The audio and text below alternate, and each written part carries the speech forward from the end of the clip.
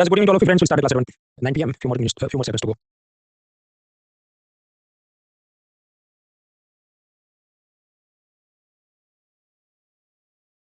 Alright friends, so 9 p.m. we start this class. My first question is, can you hear me? देख सकते हैं, सुन सकते हो, ऊपर से नोट करें. रिया, रिकिता, राज प्रताप, काजल, प्रशांत, ललित, अग्रवाल, जहीदा, मुक्ता, अमोल, दान, सीजस. We move forward. ऊपर से लोग बोल रहे हैं, देख सकते हैं कीबोर्ड पर कंट्रोल आइकन को प्रेस करें, क्रोम ब्राउज़र इंस्टॉल करें, सिंपल करें, मोबाइल से देख रहे हैं, मेक श्योर कि इंटरनेट की स्पीड सही हो, देन इट शुड वर्क. उसका या भी जो अपडेट करना हो, अनइंस्टॉल करके फिर से इंस्टॉल करना हो, सभी ट्रबल शूट होते हैं. क्लास में जो भी डाउट है, नोट पेन से लिख दीजिए. क्लास खत्म होने के बाद गूगल फॉर्म से पूछ लीजिए. लिंक चैट बॉक्स के अंदर फर्स्ट लिंक है. और फिर बुध या गुरु को मैं उसके जवाब अपलोड करता हूँ. सोमवार तक जो प्रश्न आए थे उसके मैं जवाब अपलोड कर दिए. ये जो डाउट आते हैं तो मैं प्रीलिम्स वाले नहीं, मेंस वाले कोर्स पे अपडेट करता हूँ, वरना दोनों जगह में अपडेट करूंगा तो खिचड़ी हो जाएगी. तो यस, दैट्स ऑल. लेकिन मेंस वाले कोर्स पे आप जाइए. ताकि तो मेंस वाला कोर्स क्या है तो आप जानते हैं कि प्रीलिम्स और मेंस के कोर्स मेरे अलग चलते हैं. कोई एक्स्ट्रा फी नहीं है, लेकिन वो अलग है ताकि एग्जाम के अगली रात रिवीजन में सुविधा रहे. तो पिलर 1 हम कंप्लीट कर चुके हैं. Money, banking, finance, insurance, UPI, bitcoin, CRR, ये सब खत्म. प्रीलिम्स का भी, मेंस का भी. Second pillar budget, taxation, GST, ये सब भी प्रीलिम्स मेंस दोनों के लिए कंप्लीट कर दिया लास्ट वीक. अभी हम लोग आए हैं पिलर 3 इंटरनेशनल ट्रेड में. Currency exchange, carry forward, WTO, ये सब समझना है. पहले हम प्रीलिम्स का समझेंगे, उसके बाद मेंस का समझेंगे. तो दैट इज द फॉर्मेट. ये सारे कोर्सेज आपको दिख जाएंगे academy.com/ronaldoraji. उसमें ये कोर्सेज वाले टेप पे क्लिक करें. नाउ आप यूपीएससी का कैलेंडर समझिए. इंजीनियरिंग सर्विस एग्जाम फरवरी में होती है. फिर आर्मी नेवी एयरफोर्स में अधिकारियों की भर्ती के लिए टीडीएस होती है साल में 2 बार. एक होती है अप्रैल में, दूसरी होती है सितंबर में. अपनी आईएएस की प्रीलिम में महीने में आती है. सीएपीएफ मतलब ये बीएसएफ, सीआरपीएफ वगैरह के ऑफिसर्स की भर्ती अगस्त में आती है. तो सेकंड सीरीज जो सितंबर में, उसके अंदर 1717 क्वेश्चन इकोनॉमिक गवर्नमेंट स्कीम के थे. 9 उसमें ऐसे हैं जो सीधे हम सॉल्व कर सकते हैं अपने लेक्चर हैंडआउट मटेरियल से. 4 ऐसे हैं उसमें सब आपको लॉजिक एलिमिनेशन 50-50 करना पड़े. 4 ऐसे वो मैंने नहीं पढ़ाए थे क्योंकि वो रैंडम जनरल नॉलेज पूछे तो वो सब पढ़ा सकते हैं. फिर हैंडआउट 25000 पेज का हो जाएगा. फिर उसका मैंने यूट्यूब पे वीडियो बनाया. अभी नहीं देखना पूरा, हमारा सब कुछ खत्म हो जाए 6 पिलर, उसके बाद उसे देखना, तभी आप उसको एप्रिशिएट कर पाएंगे कि बात क्या हो रही है. अभी वाला क्वेश्चन देखिए जो अभी ये 2-3 हफ्ते पहले जो सीरीज हुई उसमें पूछा जाओ, तो मैंने टिक किया गिव यू 40 सेकंड्स.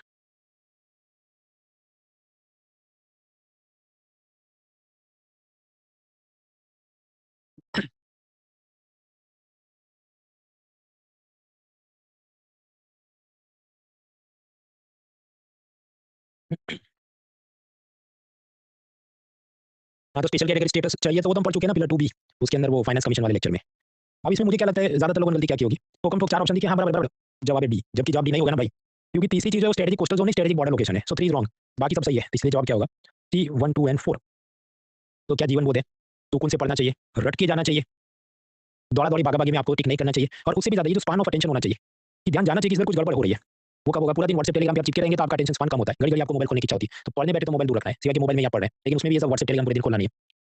अब आप अगर टीवाईक्यू एनालिसिस करेंगे तो ये जो क्वेश्चन है हो सकता है इसके पहले 10 साल कभी नहीं पूछा होगा, और हो सकता है इसके बाद वाले 10 साल भी फिर से नहीं आएगा. एक बार उन्होंने पूछ लिया तो मैं तो फी लेके बैठा तो मुझे तो हर साल पढ़ाना पड़ेगा कि नहीं. तो स्वाभाविक ऐसी हर चीज जब हम पढ़ने बैठे तो मटेरियल तो लेंदी होना ही है.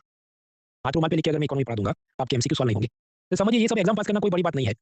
जब मेरी उम्र थी तब मेरे में ये मैच्योरिटी नहीं थी कि ढंग से मैं पढ़ाई करूं और इस तरह से एग्जाम ओरिएंटेड इसका घोड़ा बनूं. अब मेरे में बुद्धि आ गई है लेकिन खुद के काम की नहीं है. लेकिन मैं आपको दे रहा हूं तो आप उसको स्वीकार करो कि yes this is the right वे. इससे ज्यादा ऑप्टिमल हो नहीं सकता. अब आप समझिए ये इतनी रेपराइट करने के बाद, इतना एग्जॉस्टिव मटेरियल बनाने के बाद भी 4 सवाल नहीं सॉल्व हो रहे, वो कभी होने वाले नहीं थे. बाकी सब्जेक्ट तैयार करने चाहिए वरना उसमें हम फंस जाते हैं. अब एक और चीज आप याद करें, मतलब थर्ड पिलर तो हम पढ़ ही रहे हैं, लेकिन पहले पिलर 1 और 2 का थोड़ा ये स्टॉक देख लेते हैं, उसके बाद आगे बढ़ते हैं. 15 फाइनेंस कमीशन स्टेट्स में पैसा कैसे बांटता है टैक्स का, गरीब income distance, population as per census 2011 वगैरह, बराबर. तो ये एक बात हुई. इसके पहले आप याद करें 14 फाइनेंस कमीशन, उसकी भी ऐसी फॉर्मूला थी जिसमें 42% पैसा नीचे जा नहीं रहा था, तो उसमें भी गरीबी थी. फिर पॉपुलेशन के नाम पे सेंसस 1971, डेमोग्राफिक चेंज उसके लिए सेंसस 2011, मतलब वो दो सेंसस का डेटा ले रहा है. अब आप ये सीएपीएफ 2024 का प्रश्न देखो, आई गिव यू 30 सेकंड, जवाब तो इसका सी है.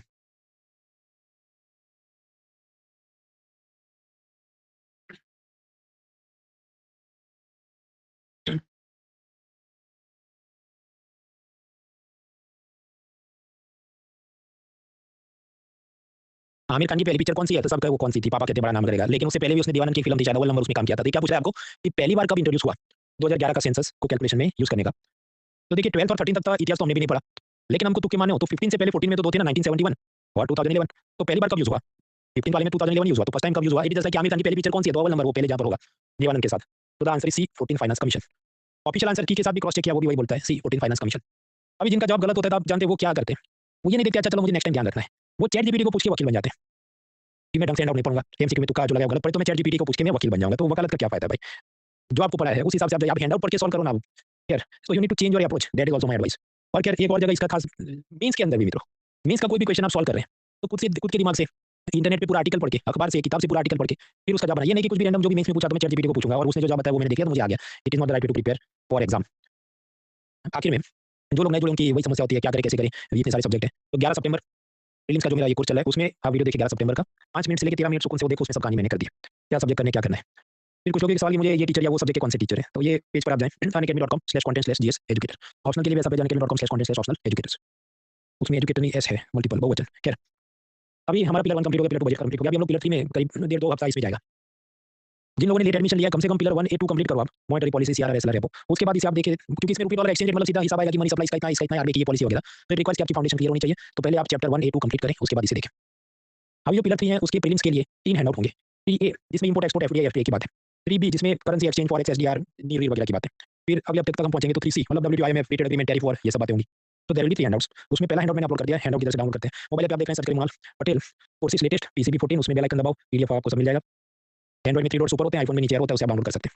लैपटॉप पे academy.com/akmal.org courses latest PCB 14 bell icon और उसमें से आपको सब ये मिल जाता है। अभी कुछ लोगों को ये भी पीडीएफ में हमको दिक्कत होती है तुम्हारी बुक का क्या हिसाब है। देखिए अगर आप वेट कर सकते हैं तो अभी बुक मत खरीदो। इसका मैं कारण बताऊं, समझो हम लोग सितंबर तक तो पहुंच गए ना, अब इसकी नई एडिशन कब आएगी? फरवरी में जब नया बजट आएगा। क्योंकि किताब में इनकम टैक्स की स्लैब भी अपडेट नहीं करो तो फिर वो इंडस्ट्री में वट नहीं रहता है कि तुम्हारी किताब लेटेस्ट है, तो मुझे फरवरी से पहले मैं किताब अपडेट कर नहीं सकता। तो वेट टिल फरवरी बराबर। लेकिन आप लगे नहीं बहुत मुझे नहीं मजा आ रहा है, मुझे पीडीएफ नहीं देखना है, मुझे किताब ही देखनी प्रिंटेड, तो फिर आप मंगवा सकते हैं अमेज़न पे, वो है। हालांकि आप समझिए वो किताब कौन सी है, पिछले बैच की है पीसीबी 13 और वो सिर्फ प्रिलिम्स को कवर करती है, मेंस को कवर नहीं करती। मेंस के हैंडआउट अलग है, मेंस की कोई प्रिंटेड बुक अभी नहीं है क्योंकि उसको समझो जितने जत्थे में छपवाना पड़े उतनी वो बिकेगी नहीं, इस कारण से वो प्रायोरिटी में नहीं है कंपनी के लिए। तो दैट इज द हिसाब of the book. If you can wait then wait till February. अभी हम पहुंचे पिलर टी में। यूपीएससी हेडक्वार्टर में पहला जाते हैं। यूपीएससी का पिलर सर आजकल आपको किस जात के सवाल पूछने की खुजली मची है प्रोफेसर साहब? आजकल मुझको बीकॉम एमबीए टाइप के सवाल पूछने की खुजली मची है। फॉर एग्जांपल पिलर 1 से आप याद करें शेयर मार्केट, एनडीएस ओएम में वो क्या आप याद करें, आरबीआई का ऑर्डर मैचिंग सिस्टम का पूछा था। शेयर मार्केट में बीटा का क्या मतलब होता है, इन्फ्लेशन इंडेक्स बॉन्ड पे इनकम टैक्स चलता है कि नहीं, इन्वेस्ट पे सरप्राइज का पावर है कि नहीं। 1B 2 में भी वैसा सब पूछा था। पिलर 2D में आप याद करें capital expenditures of the company, intangible assets of the company, और कुछ बजट क्लासिफिकेशन था उसके साथ हमने देखा था। अब ये सब चीजें आती कहां से हैं? कुछ तो सिंपल चीजें हैं वो समझो। Some simple things are coming from NCERT business studies 11 12। वो आपको खरीदनी नहीं है पढ़नी नहीं है, उसमें जो काम की चीज है आपके हैंडआउट में दी है वो अलग अलग जगह पर दी है। जैसे शेयर बाजार के हैंडआउट में थी, अब ये पिलर 3 एक हैंडआउट में। अब समझो वो किताबें 500 पेज की होगी, मैं 500 पेज की समरी नहीं बनाऊंगा, जितने मुझे 10 15 25 टॉपिक काम के लगे उतने ही हम पढ़ेंगे। उसके बाद वो पूछे उसको पूछने दो, उसको स्किप कर देना, बाकी सब्जेक्ट याद करो। तो इसलिए ध्यान रखना जितना मैंने पढ़ा है उतना ही काफी है। उसके बियॉन्ड जाके कंपेयर एक्स विद वाई, क्या ये कौन का सब टॉपिक ये सब करने बैठे भाई लंबे हो जाएंगे, वो सब में नहीं जाना है। कुछ लोग कहें तो फिर स्किप ही कर देते हैं, कर दो स्किप। अगर आपको मीडिवल हिस्ट्री के अंदर जो सन्नी दाता समारता पुंपु हार्दियान का ये सब याद रह जाता है तो फिर इसको स्किप कर दो। एंड यस इसके चलते हैंडआउट लॉन्ग होगा, ये मैं स्वीकार करता हूँ। तो ये जो पिलर 3 है इसके अंदर समझिए जो शुरुआती पार्ट है वो सब जनरल नॉलेज टाइप की चीज की, इंपोर्ट एक्सपोर्ट वगैरह कुछ कंसेप्ट्स हैं वो शनि रवि पहुंचेंगे हम लोग कि रुपये डॉलर करेंसी एक्सचेंज रेट वगैरह। तो अभी आज हम जो पढ़ेंगे उसमें कुछ खास दम है नहीं, ये इंपोर्ट एक्सपोर्ट ये सब बातें तो तेजी से गाड़ी चलेगी। ये कोई मेरी बहादुरी नहीं है, लेकिन फिर हमें दिसंबर तक में सिलेबस भी कंप्लीट करना है, so yes it will go fast. अब पहले जो एकदम बुनियादी चीजें जो हमें याद रखनी है because they are given in NCERT business studies and because UPSC is occasionally asking them, तो हाँ हम इसे पढ़ेंगे। इकोनॉमी दो जात की हो सकती है। नॉर्थ कोरिया का कैसा हिसाब है, कोई इंपोर्ट एक्सपोर्ट नहीं है, एफडीआई वगैरह रिश्ते नहीं, तो ये तो एक क्लोज्ड इकोनॉमी, बंद अर्थव्यवस्था है। तो इसका मतलब कि नॉर्थ कोरिया जैसा जो नहीं है, बाकी सब लोग जो है भारत पाकिस्तान से लेकर सब लोग क्या है, ओपन इकोनॉमी, खुली अर्थव्यवस्था। अब ये ओपन इकोनॉमी है तो उसकी देश दुनिया के साथ 3 जात की लिंकेजेस होती है। पहला आपने जो आउटपुट पैदा किया उसका इंपोर्ट एक्सपोर्ट हो रहा है कुछ, ये एक रिश्ता हुआ। दूसरा एफडीआई एफपीआई लोन वगैरह के चलते भारत में पैसा आता है जाता है, तो ये सब क्या फाइनेंस, तो फाइनेंशियल मार्केट का लिंकेज है।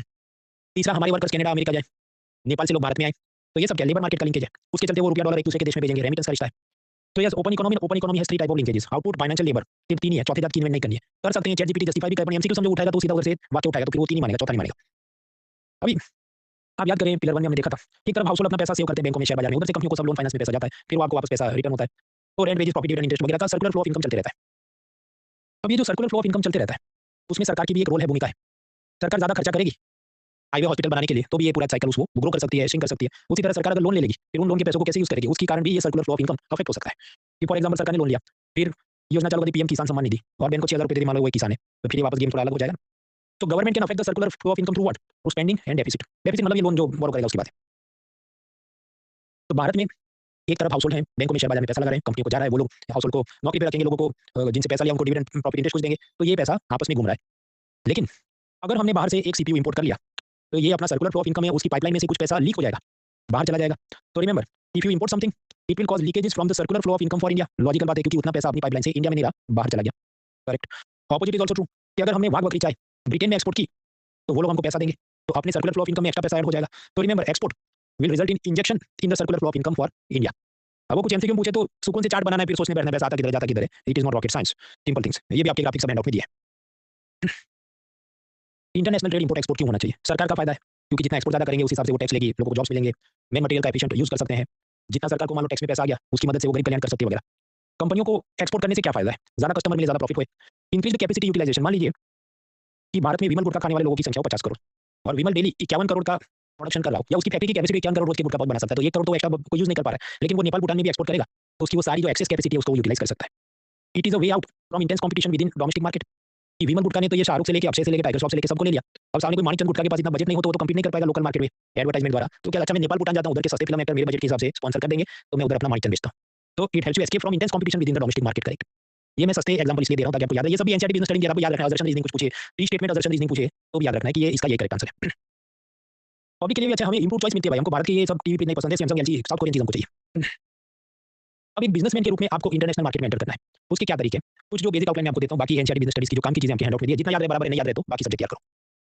तो question is as a businessman how to enter the international trade. Ratan Tata का मैं सीधा इंपोर्ट एक्सपोर्ट कर देता हूँ गाड़ियों का, स्टील का, दैट इज वन वे। दूसरा तरीका ये हो सकता है कि जैसे अभी टाटा ने एप्पल कंपनी के साथ एक डील साइन की है कॉन्ट्रैक्ट मैन्युफैक्चरिंग की, तो असल में टाटा की फैक्ट्रियों में भी आईफोन और सब उसके लिए एप्पल कंप्यूटर बनेंगे, और वो हम टाटा बना रहे आईफोन, उसके लेबल स्टिकर चिपकेगा एप्पल का, और फिर पूरी दुनिया में एक्सपोर्ट करेंगे। तो ये भी एक तरीका है, टाटा इंटरनेशनल मार्केट में एंटर हो गया। तो that is called contract manufacturing. आपके अपने एप्पल को क्या जरूरत पड़ी, उसको प्रॉफिट में से हिस्सा मिलेगा, उसको हर एक मोबाइल पे उसका अपना एंगल होगा वो। हालांकि ये सब में भी अपने फायदे नुकसान है कि अगर आप किसी की कॉन्ट्रैक्ट मैन्युफैक्चरिंग एक्सेप्ट करते हैं तो एप्पल अपने क्वालिटी कंट्रोल लगाएगा टाटा पे, ये ऐसे ऐसे बनाना है, इसमें इतना भी गलती नहीं होना चाहिए। टाटा सीधा इंपोर्ट एक्सपोर्ट करने जाए तो भी तकलीफ उसमें क्या होगी, ट्रम्प कहेगा तो इंडियन माल इस पे मैं ज्यादा टैक्स लगाऊंगा, प्रोटेक्शनिज्म करूंगा वगैरह। डोमिनो पिज्जा अमेरिका की कंपनी है। अब उसको भारत के अंदर हर सिटी में 2-3 पिज्जा आउटलेट खोलने हैं, तो इतनी जमीन इतना स्टाफ तो डोमिनोज के पास नहीं है, और उसके पास इतना नेटवर्क भी नहीं है कि हर गांव जिले में जाके किसी को अपना एजेंट या उसको फ्रेंचाइजी दे। तो डोमिनोज कंपनी ने भारत की कंपनी जुबिलियन फूड वर्क्स, उसको बोला तुम हमारे मास्टर फ्रेंचाइजी हो, और तुम जाके नीचे हर गांव शहर में अपने और नीचे सब फ्रेंचाइजी उठा लेना। तो अलग अलग लोग जिनके पास मान लो कोई दुकान है जिसको पिज्जा का धंधा करना है उसमें जुड़ जाएंगे। अब ये पूरी गेम में डोमिनोज का क्या फायदा है? भाई डोमिनोज आपको सब देगा ना, अपना brand logo, pizza recipe, restaurant layout, delivery की पूरी ट्रेनिंग, कैसे सोफिस्टिकेटेड सब गेम चलाना है, और उसके बदले में हर एक पिज्जा जो आप बेच रहे हैं उस पे कुछ कमीशन या उसकी रॉयल्टी डोमिनो पिज्जा लेता है। तो रेस्टोरेंट के अंदर सर्विस है, एक जाती है सर्विस है, और उसमें फ्रेंचाइजी ऐसा हो सकता है। अच्छा कोका कोला का भी ऐसा ही है। पेप्सी कोका कोला सोची मैं भारत में कहाँ हर स्टेट में अपना फैक्ट्री खोलूं, तो एक कंपनी वरुण बेवरेज, उसको उन्होंने लाइसेंस दे दिया कि देखो हम तुम्हें अपनी सब सीक्रेट फार्मूला बोतल पैकेजिंग सब सिखाएंगे, और तुम ये पेप्सी कोला बनाओ, तुम हमारे लाइसेंस हो, और हर एक बोतल पे हमको इतनी फीस चाहिए या रॉयल्टी या पेमेंट कुछ हमको चाहिए। तो ये भी एक तरीका इंटरनेशनल ट्रेड में एंटर करने का। वरना डोमिनोज उधर से अपना पिज्जा एक्सपोर्ट करेगा, इधर आते खराब हो जाएगा, लेकिन फिर भी वो अपनी पूरी ये सर्विस एक्सपोर्ट कर रहा है।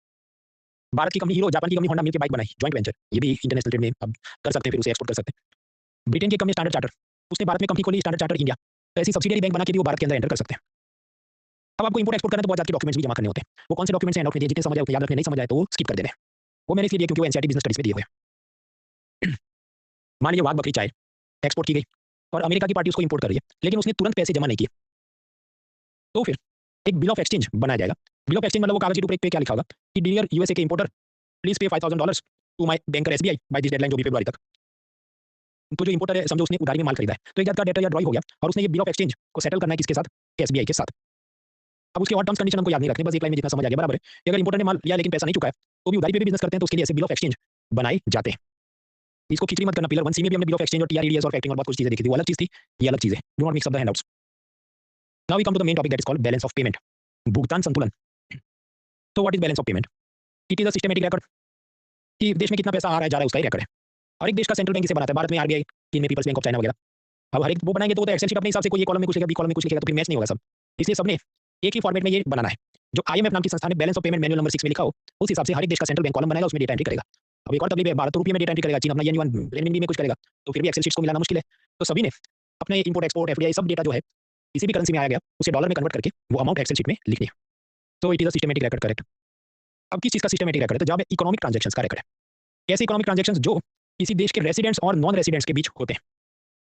फॉर एग्जांपल, जैकलिन ने टॉम क्रूज को $10 भेजे, तो भारत के खाते से 10 चले गए तो हम लिखेंगे डेबिट माइनस हुआ, और अमेरिका के अंदर $10 आए तो वो लिखेंगे क्रेडिट। यहाँ पर क्रेडिट का मतलब लोन मत समझना, वो सीधे पैसे गए हैं, लेकिन क्योंकि वहाँ पर ऐड हुए तो क्या हमारे अकाउंट में ये क्रेडिट हुआ है। सामने आर्नोल्ड के देखो, मैं तो इंडिया का नॉन रेसिडेंट हूँ, मैं तो बाहर रहता हूँ, लेकिन मुझे सलमान की ये जो बीइंग ह्यूमन वाली टी-शर्ट खरीदनी है, और उसके लिए मैं सलमान को $20 भेज रहा हूँ। तो एक प्रकार से आर्नोल्ड यहाँ पर इंपोर्ट कर रहा है, सलमान इधर एक्सपोर्ट कर रहा है, तो हमें $20 मिले तो हम क्रेडिट में लिखेंगे, और अमेरिका से $20 चले गए तो वो डेबिट में लिखेंगे -$20। तो हर एक देश अपने रेसिडेंट्स और नॉन रेसिडेंट्स के बीच जितना पैसा आता जाता है उसके इकोनॉमिक ट्रांजैक्शंस का ऐसा एक्सेल शीट बनाएगा। फिर ये सारे सेंट्रल बैंक आईएमएफ संस्था को ये एक्सेल शीट फॉरवर्ड कर देंगे।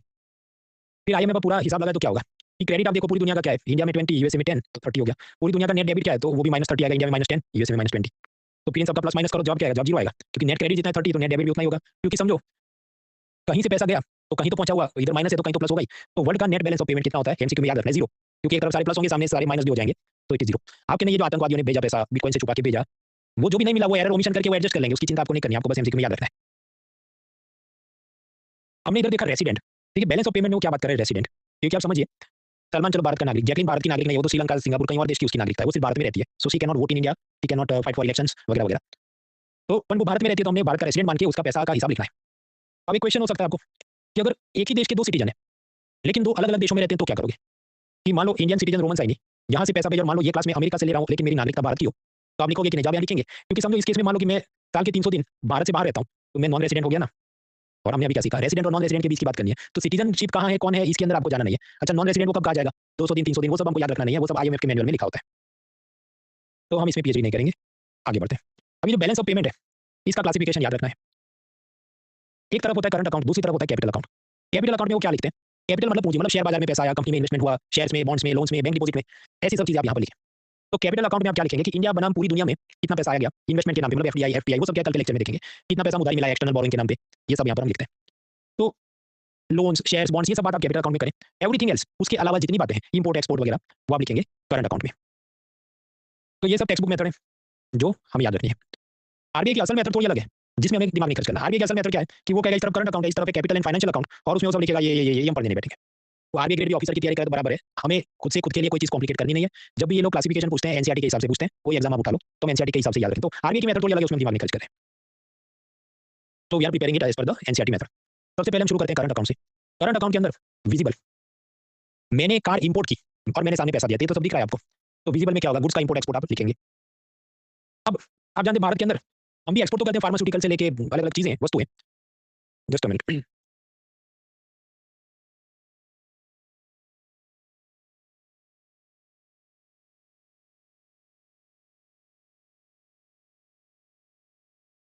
भारत से हम बहुत सारी चीजें एक्सपोर्ट करेंगे, चाय, मसाले, फार्मास्यूटिकल्स। लेकिन उसके मुकाबले जितना गोल्ड, जितना ऑयल हम इंपोर्ट करेंगे तो प्लस माइनस करेंगे हम लोग, डेफिसिट या नेगेटिव में आ जाएंगे। तो मान लो हमारी डेफिसिट चले गुड्स के ट्रेड में -180 बिलियन डॉलर्स। अब ये जो डेटा मैं आपको सिखा रहा हूँ, समझिए वो 2018 का है, क्योंकि हमें बस थियरी समझनी है। तो उसके लिए हमें एक स्टेबल ईयर चुनना होगा। अगर हम कोरोना या उसके बाद वाले साल लेते हैं तो उसमें क्या सब अपना उल्टा सीधा हो गया। हमें जो प्योर थियरी समझनी है और प्योर थियरी बेस्ड एमसीक्यू, तो उसके लिए स्टेबल ईयर पकड़ना है, तो 2018 से हम समझ लें। तो इसमें नंबर काम का नहीं है, बस इसमें प्लस माइनस की साइन आपके लिए काम की है, उतना याद रखना है। नाउ सर्विसेज में हम आते हैं, तो कॉल सेंटर ये सब चलता है। कॉल सेंटर से बड़ी चीज क्या है, global capacity centres. For example America में ये साइंटिफिक कैलकुलेटर बनाने वाली कंपनी टेक्सास इंस्ट्रूमेंट्स, तो इन लोगों ने अपना software design, coding, customer support, ये सब का काम कौन करेगा, भारत में अपनी एक ऑफिस खोल लो, वहां पर भारत के लोग करेंगे। तो इसे हम कहते हैं ग्लोबल कैपेसिटी सेंटर। तो भारत में सबसे पहले ऐसी कौन सी कंपनी थी, जहां पे टेक्सास इंस्ट्रूमेंट, जो अमेरिका की कंपनी, जिसने भारत में सबसे पहली बार ऐसा सेंटर खोला। ये चीज इकोनॉमिक सर्वे में दी है, मैंने पढ़ाई थी। उसके बाद ये जो भी सीएपी वगैरह परीक्षाओं में पूछी भी गई, तो ऐसे जनरल नॉलेज आते रहते हैं। तो अब यहाँ पर समझो बेंगलुरु, हैदराबाद, गुरुग्राम वगैरह से ऐसे ग्लोबल कैपेसिटी सेंटर्स द्वारा बहुत सारी चीजें एक्सपोर्ट हो रही हैं, बट वो फिजिकल नहीं है, सब सर्विसेज है। तो उसे हम क्या कहते हैं, सर्विस एक्सपोर्ट। तो बैलेंस ऑफ पेमेंट, सब टॉपिक करंट अकाउंट, सब टॉपिक इनविजिबल, क्योंकि सर्विस एक्सपोर्ट होती है तो आपको दिखता नहीं, देखो ये जहाज में भर के गाड़ी गया है, और उसमें आएंगी सर्विसेज। अब सर्विसेज जो हम एक्सपोर्ट करते हैं, क्या software, IT, business process outsourcing, BPO, business services, consultancy, product design, clinical trial, travel tourism, cargo transport, ये सब हम कर सकते हैं। इंपोर्ट भी हम करते हैं सर्विसेज, लाइक बिजनेस सर्विसेज में डिजिटल एड्स। जब आप गूगल ये जो भी AdSense, AdWords, Facebook ads book करते हैं बिजनेसमैन के रूप में, तो आप एडवर्टाइजमेंट सर्विस इंपोर्ट करें। ट्रैवल, जब आप सिंगापुर, मलेशिया, ऑस्ट्रेलिया घूमने जाते हैं, तो आप घूमने के मतलब आपने टूरिज्म सर्विस इंपोर्ट की।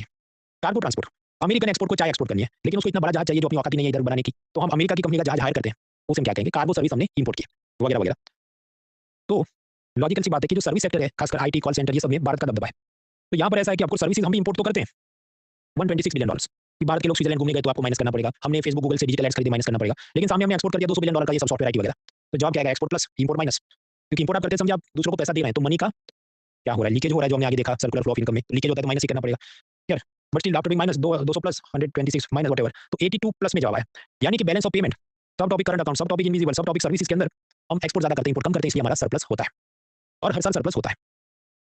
अब हम लोग नेट निकाले शुद्ध रूप से इंपोर्ट एक्सपोर्ट कितना किया, तो गुड्स का एक तरफ हमने निकाला, पता चला उसमें हम लॉस में, सर्विसेज का अलग से निकाला, पता चला पॉजिटिव में। अब दोनों का कंबाइन बोलते हैं कि गुड्स एंड सर्विसेज कंबाइन, तब कितना हुआ, तब भी नेगेटिव में जाएगा, क्योंकि -180 गुड्स में और 82 प्लस में सर्विसेज में, तो ओवरऑल जब क्या -98, यानी कि हम यहाँ पर डेफिसिट में है। तो ये क्या है, balance of trade. Balance of trade मतलब इंपोर्ट एक्सपोर्ट का हिसाब, अगर वो प्लस में है तो ट्रेड सरप्लस है, माइनस में है तो ट्रेड हम डेफिसिट में है, यानी कि हम बाहर से इंपोर्ट ज्यादा कर रहे हैं और एक्सपोर्ट हम लोग दुनिया को कम दे रहे हैं। अभी आप समझिए, जब हम कहते हैं शब्द बैलेंस ऑफ ट्रेड, तो it is the difference between import and exports के बीच कितना गैप है या क्या लॉस आपका है।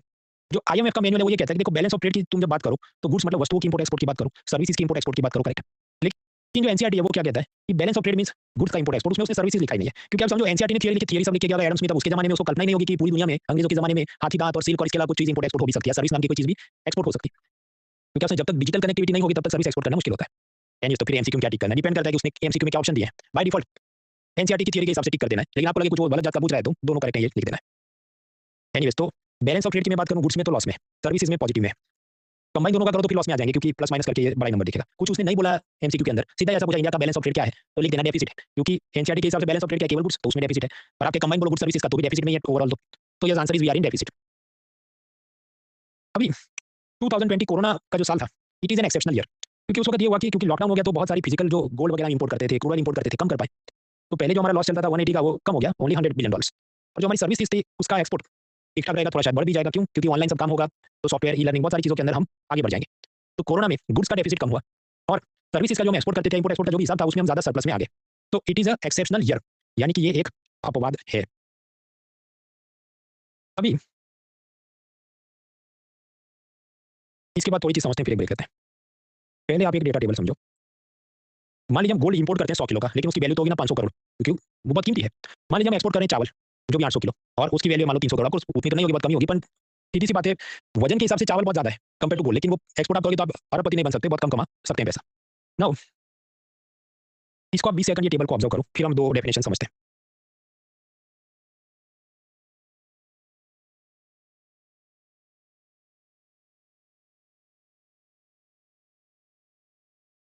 तो अभी डेफिनेशन या फॉर्मूले जो याद रखने हैं, नेट टर्म्स ऑफ ट्रेड यानी एनटीटी।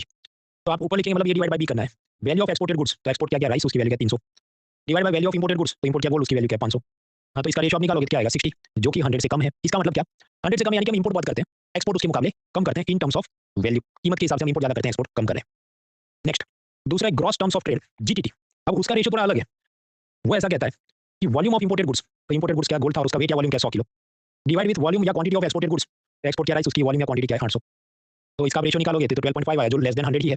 लेकिन यहाँ पर इसका इंटरप्रिटेशन ये है कि वजन के हिसाब से, वॉल्यूम या वेट के हिसाब से हम लोग एक्सपोर्ट ज़्यादा करते हैं, इंपोर्ट कम करते हैं। तो वो तो लॉजिकल बात है। अभी आप चावल, चाय, कॉटन, ये सब एक्सपोर्ट करते हो, वजन तो आपका ज़्यादा ही होगा ना कंपेयर टू जो गोल्ड या ऑयल आपने मंगवाया। तो net terms of trade and gross terms of trade, ये जो है ये वैल्यू देखता है। मैं इसको ऐसे याद रखता हूँ कि नेट में है नोट, नोट का मतलब क्या है पैसा, फिर पैसा यानी वैल्यू चेक करता है। ग्रॉस टर्म्स ऑफ ट्रेड में है जी, जी से आता है ग्राम्स, ग्राम मतलब वजन, तो ये वजन को मॉनिटर कर रहा है। ये सब हैंडआउट में भी दिया है। ये क्यों पड़ा, उसके 2 कारण हैं। तमिलनाडु वगैरह की टेक्स्ट बुक्स में दिया है और इकोनॉमिक सर्वे में भी कुछ-कुछ सालों में इसकी बात आती है, हर साल बात नहीं आती। एक तीसरा भी कंसेप्ट है, इनकम टर्म्स ऑफ ट्रेड। इसको हम पढ़ने नहीं बैठेंगे क्योंकि ये इतना काम का नहीं है, इतनी चर्चा में नहीं रहता, इसका कभी उन्होंने सवाल नहीं पूछा है और उसको समझने में जो 15 मिनट जाएँगे वो हमारे लिए काम के नहीं है। तो there is a third concept, लेकिन उसे हम नहीं समझ रहे हैं। अब ये सारे जो नंबर्स मैंने बताया एनटीटी, जीटीटी वगैरह, उसका डेटा मुझे दो।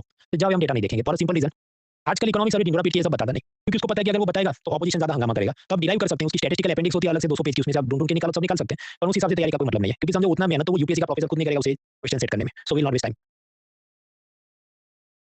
कुछ बार इंपोर्ट एक्सपोर्ट का हाईएस्ट लोएस्ट ये सब पूछने का रिवाज आ जाता है। अब एक बार उन्होंने ऐसा पूछा कि largest rice exporter for the 5 years. तो अब देखिए जब तो मैंने टिक किया इंडिया, क्योंकि वो करेक्ट है एज़ पर वो ज़माने में जो चल रहा था। तो अब देखिए ज़्यादातर लोग क्या करेंगे, या तो चीन या इंडिया में तुक्के मारेंगे। म्यांमार और वियतनाम तो साइज़ के हिसाब से छोटे हैं, तो वो लार्जेस्ट एक्सपोर्टर तो हो नहीं सकते राइस के। अब ऐसा सब हम पढ़ने नहीं बैठेंगे। या तो तुक्के लॉजिक से कुछ होता है तो बराबर है, वरना उसे स्किप करो, क्योंकि ऐसा हाईएस्ट लोएस्ट का कोई एंड नहीं है। ट्रेड डेफिसिट मतलब ऐसे हम लॉस में चल रहे हैं, तो अलग-अलग देशों के साथ भी हमारा ट्रेड डेफिसिट हो सकता है। जैसे कि स्विट्ज़रलैंड, अब स्विट्ज़रलैंड से हम जितना गोल्ड और लग्जरीज़ रिस्ट वॉच वगैरह मंगवाते हैं, तो स्वाभाविक है हम इंपोर्ट ज़्यादा करते हैं। एक्सपोर्ट वो लोग कहेंगे हम तुम्हारी चाय नहीं पिएंगे, हम तो बहुत रईस जाते हैं, हम तो किसी और केन्या की चाय पिएंगे या व्हाटएवर। तो स्वाभाविक है हमारा एक्सपोर्ट उतना है नहीं। सऊदी अरब और इराक के साथ भी यही होगा। वहाँ से जितने अरबों रुपए का ऑयल हम इंपोर्ट करेंगे, स्वाभाविक है उसके सामने चाय एक्सपोर्ट है, बट चाय तो वो इतनी कप में पिएगा ना भाई, ऑयल तो आप इतना बैरल भर के मंगवा रहे हो, तो उसका पैसा ज़्यादा ही लगेगा। तो with such oil exporting countries we have trade deficit. चीन के साथ तो ट्रेड डेफिसिट होके रहेगी, लॉजिकल बात है, जितना हम इलेक्ट्रॉनिक्स का सामान उधर से मंगवाते हैं, तो that is India's trade deficit. कुछ ऐसे देश हैं जिनके साथ हमारा ट्रेड सरप्लस है, जैसे ब्रिटेन, क्योंकि वहाँ पर उनके जो गोरे अंग्रेज़ हैं वो भी चाय पीते हैं। उनको भी ये सब मसाले जो भारत अंग्रेज़ों के ज़माने से लूट-लूट के गए, तो उनको खाने-पीने की चीज़ में इंडिया के मसाले पसंद आ गए, तो वो यूज़ करते हैं। और भारत की, पाकिस्तान, बांग्लादेश की जितनी डायस्पोरा वहाँ पर है, वो भी भारत का ही सामान खरीदेंगे। तो इसलिए ब्रिटेन से हम लोग इंपोर्ट कम करते हैं, एक्सपोर्ट ज़्यादा करते हैं, तो सरप्लस में। सिमिलर केस विद यूएसए, कि वहाँ पर chemical, textile, IT, BPO service हम बहुत ज़्यादा एक्सपोर्ट करते हैं कंपेयर टू उधर से हम क्या इंपोर्ट करेंगे, हार्ले डेविडसन बाइक या टेस्ला का या कुछ। लेकिन अब वो चीज़ खुद ही चाइना में बनती है, यूएसए में तो कम बनती है। तो अब ट्रम्प को ये सबसे मज़ा नहीं आएगा, तो टैरिफ वॉर करता है, 50% टैक्स लगाता है, लेकिन वो सब मेंस के मुद्दे मेंस के लेक्चर में देखेंगे। इसी लॉजिक पर नेपाल, बांग्लादेश वगैरह के साथ भी हमारा ट्रेड सरप्लस होगा, क्योंकि आप समझिए हम जितना फूड, मेडिसिन, कार उधर एक्सपोर्ट करेंगे, उसके मुकाबले हम कितना सामान इंपोर्ट कर लेंगे, कम ही। तो यहाँ पर भी हमसे कुछ पूछा जाए तो वो लॉजिक से टिक करना है, लॉजिक से टिक हो तो बराबर है, नहीं तो उसको स्किप करना है। डेटा हम रट के नहीं जा सकते। अब जैसे ये क्वेश्चन आप देखिए, आई गिव यू 30 सेकंड, जवाब तो मैंने टिक किया है।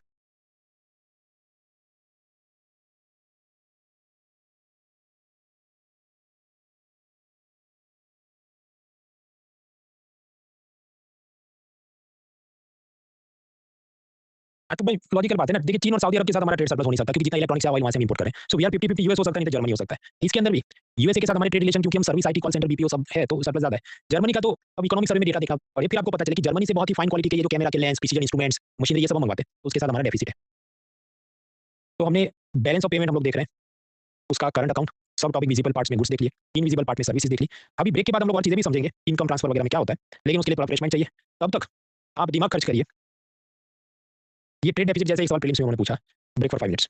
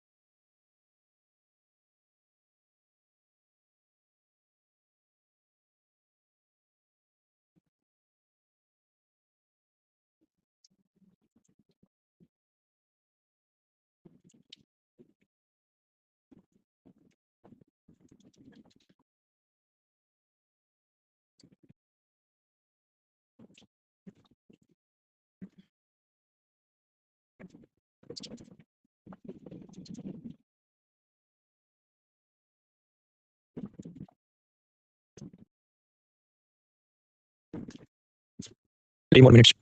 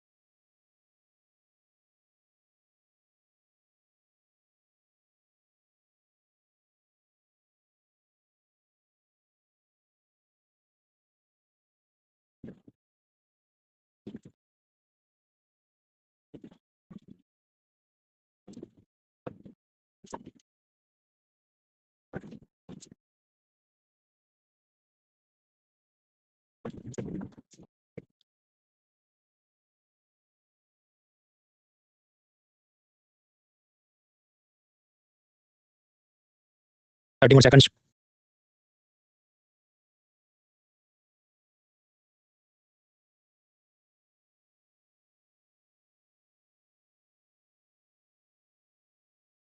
हाँ, तो मेरे को आपको क्या लगता है, इतना तो मैंने उस साल में नहीं पढ़ा था और कभी इतना नहीं पढ़ सकते। Voting line timer starts in 3 2 1 start.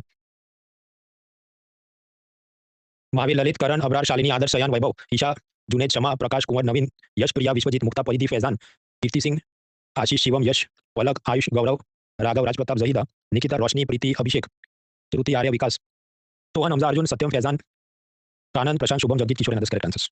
देखिए ये क्या बोला है, ये जो प्रश्न पूछेगा इसका जवाब भी निकालना तो आपको इकोनॉमिक सर्वे की स्टैटिस्टिकल अपेंडिक्स वो 200 पेज अलग देखने पड़े, वो ह्यूमनली पॉसिबल नहीं। खैर, वो ये कह रहा है कि साउथ एशिया में नेपाल हमारा बिगेस्ट ट्रेडिंग पार्टनर है, उसके साथ ही हम लोग बहुत ज़्यादा इंपोर्ट एक्सपोर्ट करते हैं। तो अब आप ज्योग्राफी के हिसाब से देखो देखो सोचो, पॉपुलेशन के हिसाब से सोचो, इकोनॉमिक एक्टिविटीज के हिसाब से सोचो, बांग्लादेश के साथ उसके मुकाबले ज़्यादा ट्रेड हो रहा होगा। तो फर्स्ट स्टेटमेंट क्या बोलते हैं, नेपाल हमारा लार्जेस्ट ट्रेडिंग पार्टनर है, वो बात जम नहीं रहे, सो थर्ड इज रॉन्ग। फिर वो कह रहा है कि श्रीलंका के साथ हमारा व्यापार हर साल स्टेडीली इंक्रीज हुआ है, वो ऐसा नहीं है, वो अप डाउन चलते रहता है।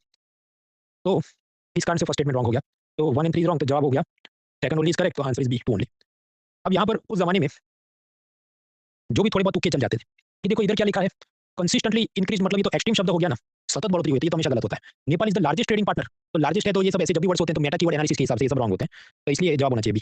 अब आप समझो वो सब तुक्के चल जाते थे। अब यूपीएससी को भी पता है कि आपको पता है, क्योंकि सबने चिल्ला चिल्ला के यूट्यूब पे स्कीम बता दी है। आजकल ऐसा जरूरी नहीं, आजकल वो मतलब एक्सट्रीम लेवल के सैडिज्म में चल गया। आप देखो 1 2 3 स्टेटमेंट असर्शन रीजनिंग पूछता है, और वो ऐसी चीज है कि कोचिंग वालों की आपस में आंसर की नहीं मिलती है, कोचिंग वालों की यूपीएससी के साथ आंसर की मिलेगी, उसकी कोई गारंटी नहीं।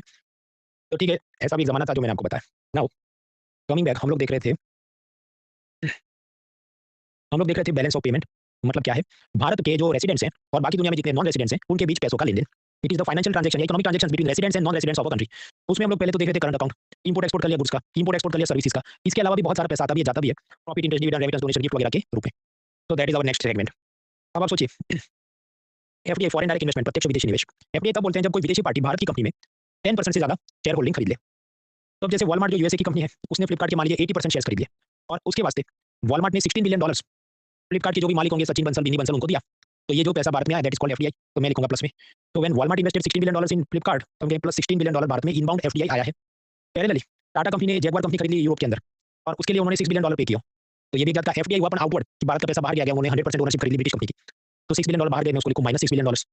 तो जब हम नेट निकालें शुद्ध रूप से +16 आया वॉलमार्ट का फ्लिपकार्ट में, -6 गया टाटा का जैगुआर में, जब क्या प्लस। तो ये तो एफडीआई का हिसाब है। तो समझिए एफडीआई का हिसाब करंट अकाउंट में नहीं लिखते, क्योंकि एफडीआई क्या गया, शेयर्स खरीदे गए, तो मतलब बात हो रही है कैपिटल की। तो कैपिटल अकाउंट सब टॉपिक इन्वेस्टमेंट, सब टॉपिक एफडीआई, वहां पर मैं लिखूंगा जो भी $10 बिलियन। तो रिमेंबर एफडीआई के लोन के पैसे जो आए गए वो सब लिखा जाता है कैपिटल अकाउंट में, not in the current account.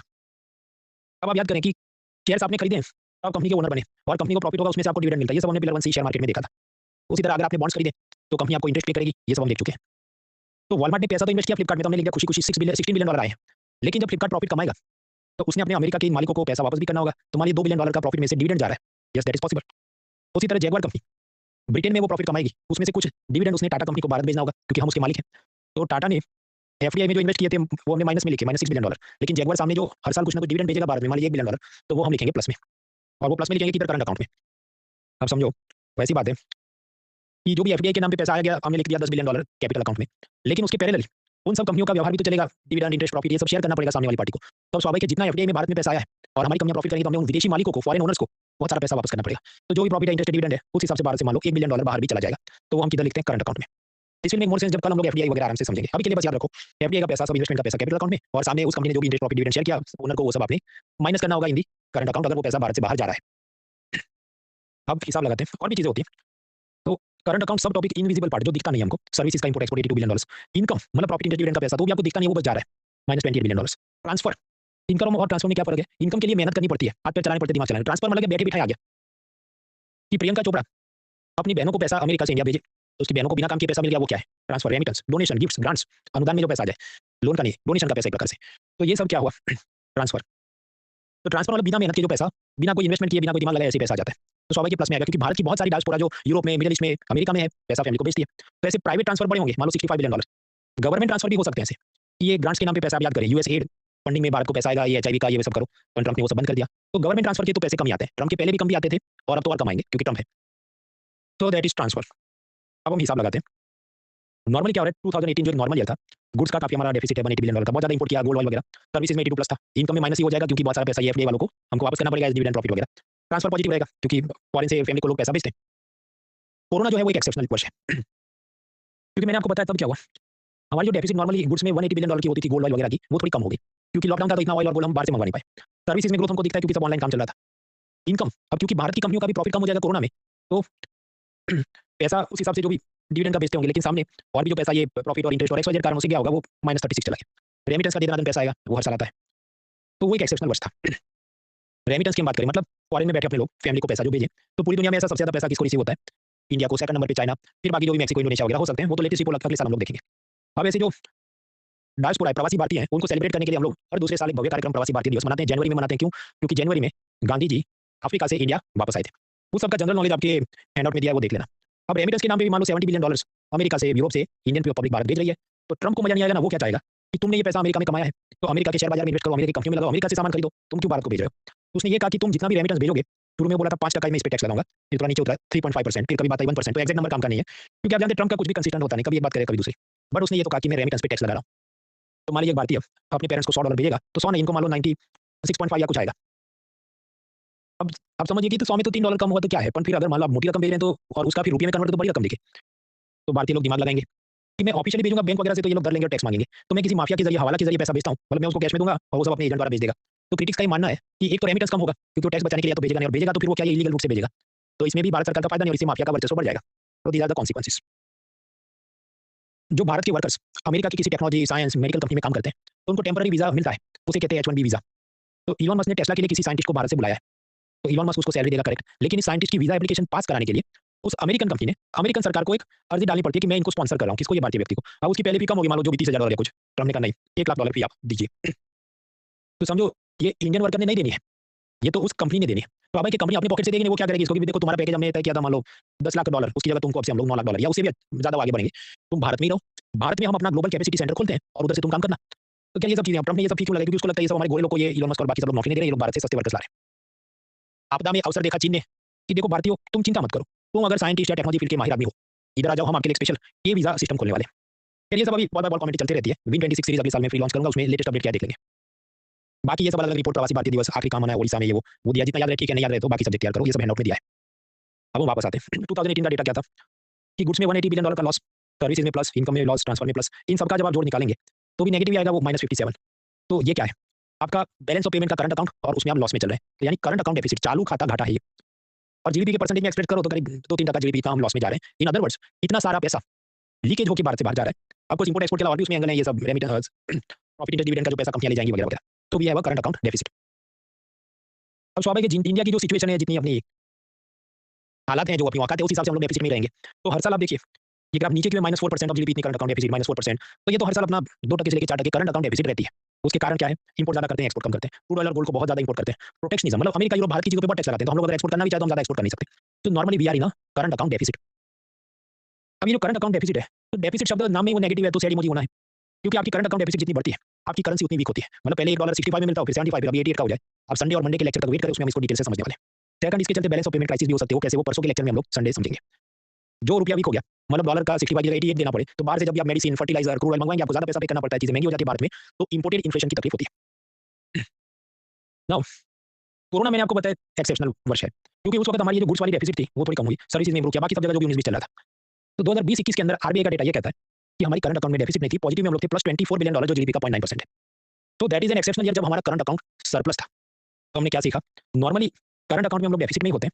2011 से लेकर 19 देख लो या उससे पहले का भी इतिहास देख लो, लेकिन 2020 में ऐसा पहली बार हुआ है 17-18 सालों में कि हम करंट अकाउंट सरप्लस में आ गए। अब इससे एक तकलीफ हुई, तब जो यूपीएससी के प्रोफेसर ने एमसीक्यू बनाया, तो उसको क्या लगा, हाँ, ये तो अपनी औकात के हिसाब से डेफिसिट ही होता है। तो वो ऐसा क्वेश्चन कि उसमें डेफिसिट पूछा, खुद आप भी टिक करेंगे कि अपनी औकात डेफिसिट की है, लेकिन उसने क्या ईयर मेंशन नहीं किया कि always we are having deficit, और इधर आप देखते हैं ये के चलते वो क्वेश्चन गलत हो जाएगा, फिर उनको ये क्वेश्चन कैंसिल करना पड़ा था। हम लोग उसे कल देखेंगे, पहले आप एक बार आराम से हैंड आउट पढ़ें, फिर कल उसे देखेंगे तो हम ज़्यादा अप्रिशिएट कर पाएंगे। और आप जानते हैं ये तो टेम्पररी एक्सेप्शनल वर्ष है ना, वरना हमारी जितनी भी बड़ी पॉपुलेशन जितना ऑयल गैस इंपोर्ट करना चाहोगे वापस अपनी औकात पे मांगे तो डेफिसिट वापस चालू हो गई है। लेटेस्ट नंबर क्या है वो हम नए इकोनॉमिक सर्वे में देखेंगे। अब इसके बाद आज और कल जो भी आधा पौना घंटा हम लोग पढ़ेंगे, वो मुद्दा ये चलेगा कि हम करंट अकाउंट डेफिसिट कम कैसे करें, क्योंकि आप समझिए करंट अकाउंट डेफिसिट खराब चीज़ है। इसे कम करना है तो हमें ऑयल को कम इंपोर्ट करना है, गोल्ड को कम इंपोर्ट करना है, हमें अपने एक्सपोर्ट्स बढ़ाने होंगे, तो इसके लिए अलग-अलग पॉलिसी वगैरह हम अभी देखेंगे। तो फर्स्ट ऑफ ऑल ऑयल का रिलायंस, बाहर से हम लोग ऑयल इंपोर्ट कम करें, उसके बारे में क्या एंगल है? कुछ तो थियरी याद रखिए। देखिए क्रूड ऑयल को क्लासिफाई कैसे करते हैं कि मान लीजिए उसमें सल्फर बहुत ज़्यादा हो तो उसे हम कहते हैं सावर यानी कि खट्टा तेल। अगर उसमें सल्फर कम हो तो उसे हम कहते हैं स्वीट क्रूड ऑयल। ये सब थियरी एक-एक लाइन में याद रखिए। अब भारत के अंदर भी हमको ऑयल का प्रोडक्शन बढ़ाएंगे तो बाहर से इंपोर्ट कम करना पड़ेगा, तो भारत में कहाँ पर ऑयल गैस के सारे फील्ड्स हैं वो सब आप ज्योग्राफी लेक्चर्स और मटेरियल में देख लेना। भारत में ऑयल एक्सप्लोरेशन की पॉलिसी उसकी थोड़ी समझ होनी चाहिए। समझिए रिलायंस कंपनी कृष्णा गोदावरी बेसिन में से ऑयल गैस एक्सप्लोर करती है, तो उसका कुछ ऑपरेशनल कॉस्ट होगा मान लीजिए ₹80, और फिर वो कहे मुझे ₹20 प्रॉफिट में बेचना है, तो फिर वो ₹100 का सेल्स करेगा या सेलिंग प्राइस रखेगा, जो उसका रेवेन्यू होगा कि मैं इतना पैसा कमाया। अब जो मनमोहन सिंह सरकार या उससे पहले की जितनी सरकार थी उनकी क्या पॉलिसी थी कि नेल्प पॉलिसी, जो भी न्यू एक्सप्लोरेंस लाइसेंस पॉलिसी है उसका फुल फॉर्म याद नहीं रखना। वो क्या कहते थे कि तुम्हें जो 20 का प्रॉफिट हुआ है उसमें से हमको X% दे दो, क्योंकि जितनी भारत में ऑयल गैस की खदानें हैं ये सब तो भारत सरकार की है और हमने तुमको अलाउ किया है, तो तुम हमें इतनी रॉयल्टी या प्रॉफिट शेयर दो। तो मुकेश अंबानी क्या कहेंगे, तेरा फिर 2 में वो कचरा सेट कहता है वो इसको रफू मारना पड़ेगा, ये तो इधर से फटा था मैंने सिलाई किया तो मेरा कोई प्रॉफिट नहीं है, तो इनसे आया 0 प्रॉफिट। तो फिर सरकार इंस्पेक्टर भेजेगी चेक करने के लिए तुम्हारा कितना प्रॉफिट है, तो मुकेश अंबानी कोर्ट में जाएंगे कि मेरा कोई प्रॉफिट नहीं, तो सालों साल तक लिटिगेशन में ये केस चलता रहे। फिर आती है मोदी सरकार, उसने ये सोचा ये सब में नहीं पड़ना है, उन्होंने पॉलिसी चेंज कर दी जिसको हम कहते हैं हेल्थ पॉलिसी। हेल्थ पॉलिसी ऐसा है कि अब सरकार ये देखो तुम्हारा कितना प्रॉफिट है उसमें कोई लेन-देन नहीं, तुम्हारा ये जो सेलिंग प्राइस है मान लो ₹100, उसका मान लो हमें 2% दे दो। तो हेल्थ पॉलिसी ऐसी है वो प्रॉफिट नहीं देखती, वो रेवेन्यू या सेल में से ही सीधा हिस्सा मांग लेती है ताकि मुकेश अंबानी बच नहीं सके, ये नहीं कह सके मेरा प्रॉफिट तो है नहीं। तो वो इसका मेन डिफरेंस है। बाकी और क्या-क्या प्रॉब्लम्स है आज जिसे सॉल्व किए गए? पहले ये था कि आपको पुरानी नीति में हर एक हाइड्रोकार्बन का अलग लाइसेंस लेना पड़े कि 2 व्हीलर का अलग, 4 व्हीलर का अलग, हेवी ट्रक का अलग। उसी तरह ऑयल का अलग लाइसेंस लो, गैस का अलग लाइसेंस लो, शेल गैस और उसके तीसरे लाइसेंस लो। तो ये सिस्टम की जगह पे कॉमन लाइसेंस से सब कुछ आप कर सकते हैं। सिंगल यूनिफॉर्म लाइसेंस दिया गया। सेकंड मैंने आपको बताया कि ग्रॉस रेवेन्यू या सेलिंग प्राइस में से ही सीधा सरकारी सामान की प्रॉफिट चेक करनी नहीं आएगी, तो ये दूसरा उन्होंने रिफॉर्म लिया मोदी जी ने। तीसरा, मान लीजिए नॉर्मल एरिया में 20 साल का ऐसा उन्होंने कॉन्ट्रैक्ट डील किया है, लेकिन अगर कोई ऑफशोर एरिया होगा, समंदर में उसे पूरा सेटअप लगाना है, उसमें ज़्यादा टाइम जाएगा, पैसा जाएगा, तो वहाँ सरकार थोड़ा लिबरल रखेगी कि 20 नहीं तुम 40 साल तक तुम्हारे लिए वो एरिया लॉक कर देते हैं। Then there is open acreage policy. वो ऐसा है नॉर्मली सरकार नोटिफिकेशन निकालती है कि आज हमको कृष्णा गोदावरी बेसिन का ऑक्शन नीलामी करनी है, उसमें तुमको ऑयल गैस कॉन्ट्रैक्ट चाहिए, आ जाओ। लेकिन ओपन एक्रेज पॉलिसी में ऐसा है कि मान लो मुकेश अंबानी को रात को 2 बजे सपना आ जाए कि लद्दाख के अंदर गैस है, सरकार ने कोई नोटिफिकेशन या एप्लीकेशन इनवाइट नहीं किया पर उसको सपना आ गया, तो वो जाके सरकार को बोल सकता है कि लद्दाख में आप ऐसी नीलामी कराओ, तो सरकार लद्दाख में भी नीलामी करेगी और उसमें मुकेश अंबानी सबसे ज़्यादा ऑफर करे कि मैं अपने मतलब सेलिंग प्राइस का मैक्सिमम इतना शेयर करने को तैयार हूँ, देन यस गवर्नमेंट उसको कॉन्ट्रैक्ट दे देगी। तो ऐसी ओपन एक्रेज लाइसेंसिंग पॉलिसी, ये सब समझो 1-2 लाइन में याद रखना, बहुत डीप में इसमें नहीं जाना है। जब भी इंटरनेशनल गेहूं चावल सस्ता तो हमको क्या करना चाहिए, गोदाम में भर देना चाहिए ताकि बफर का काम करे। उसी तरह जब भी ग्लोबल मार्केट में ऑयल के प्राइस सस्ते हो जाए क्या करना चाहिए, उसको स्टोर कर देना चाहिए ताकि जब क्राइसिस हो जाए तो उसे हम यूज कर सके। तो पेट्रोलियम मिनिस्ट्री ने ऐसी कंपनी बनाई Indian strategic petroleum reserve limited, जो अलग-अलग पत्थर की गुफाओं में ऐसे सब गोडाउन या टैंकर या पूरा इंफ्रास्ट्रक्चर सेटअप कर रही है। अभी होशियारी मारने के चक्कर में ऐसा 5 मिलियन टन या उससे ज़्यादा हमने गुफाओं में सब स्टोरेज टैंकर फिट कर दिए। लेकिन इसमें ऑयल खरीद के भरना भी तो पड़ेगा ना, तो सरकार के पास तो इतना पैसा है नहीं। कोरोना में एक तो आप जानते हैं 9% फिस्कल डेफिसिट हो गई, 5 किलो या 80 करोड़ लोगों को फ्री में राशन बांटना है, किसानों को ₹6000 देने हैं, तो फिर सरकार को याद है भाई ये हमने गलत डिसीजन लिया था, अपने पास पैसा तो है नहीं, तो इधर क्या खरीद के रखना है। तो क्या करना है, ये सब जो गुफा में गोदाम बना दिए उसको रेंट कर दो। तो बात करने यूएई की कंपनी को कहा कि तुम ये लीज़ पे ले लो और तुम अपना ऑयल इधर स्टोर करना। अब यूएई की कंपनी को इधर क्यों स्टोर करना है? ताकि समझो यहाँ से फिर उसको श्रीलंका या थाईलैंड, मलेशिया, वियतनाम, इंडोनेशिया कहीं करना हो आगे एक्सपोर्ट, तो पहले यहाँ पर वो रख सकता है उसे। क्योंकि यूएई वगैरह देश आप जानते हो खुद उनकी साइज़ जितनी छोटी है और बीच में ये आपको एक बफर मिल जाता है। कुछ बार उनको ऐसा भी डर लगता हो कि ईरान इराक का युद्ध हो गया और फालतू में हमारे पे भी बम गिर गए, तो सारा ऑयल अगर हम यूएई में ही रखेंगे तो लॉस हो जाएगा। तो कुछ एक्स्ट्रा ऑयल अपना हम इंडिया में भी स्टोर कर लेते हैं। तो ऐसी बहुत सारी स्पेस अब हम लोग भाड़े पे चढ़ा रहे हैं, लीज़ कर दिया। ऑयल गैस इंपोर्ट को कम करने के लिए और भी बहुत हो सकता है, रिन्यूएबल एनर्जी व्हीकल वगैरह, लेकिन वो मेंस के मुद्दे में इसमें देखेंगे। तो अब तक हमने क्या देखा? ऑयल गैस का भारत में प्रोडक्शन बढ़ाने के लिए पॉलिसी है, उसको हमने एक्सप्लोर किया। अब इंटरनेशनल मार्केट में ऑयल का क्या प्लस माइनस चलता है वो समझते हैं।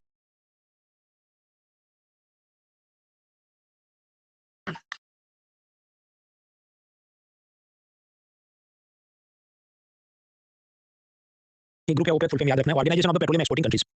आपके जैसे भारत देश होगा तो मिडिल ईस्ट में हेडक्वार्टर होगा, ऐसा नहीं। ऑस्ट्रिया के वियना शहर में मतलब यूरोप में इसका हेडक्वार्टर है। इसमें सिर्फ मिडिल ईस्ट के देश नहीं है, वेनेजुएला और ऐसे मिडिल ईस्ट के बाहर वाले भी साउथ अमेरिकन कंट्री भी हैं। रशिया इसका मेंबर नहीं है।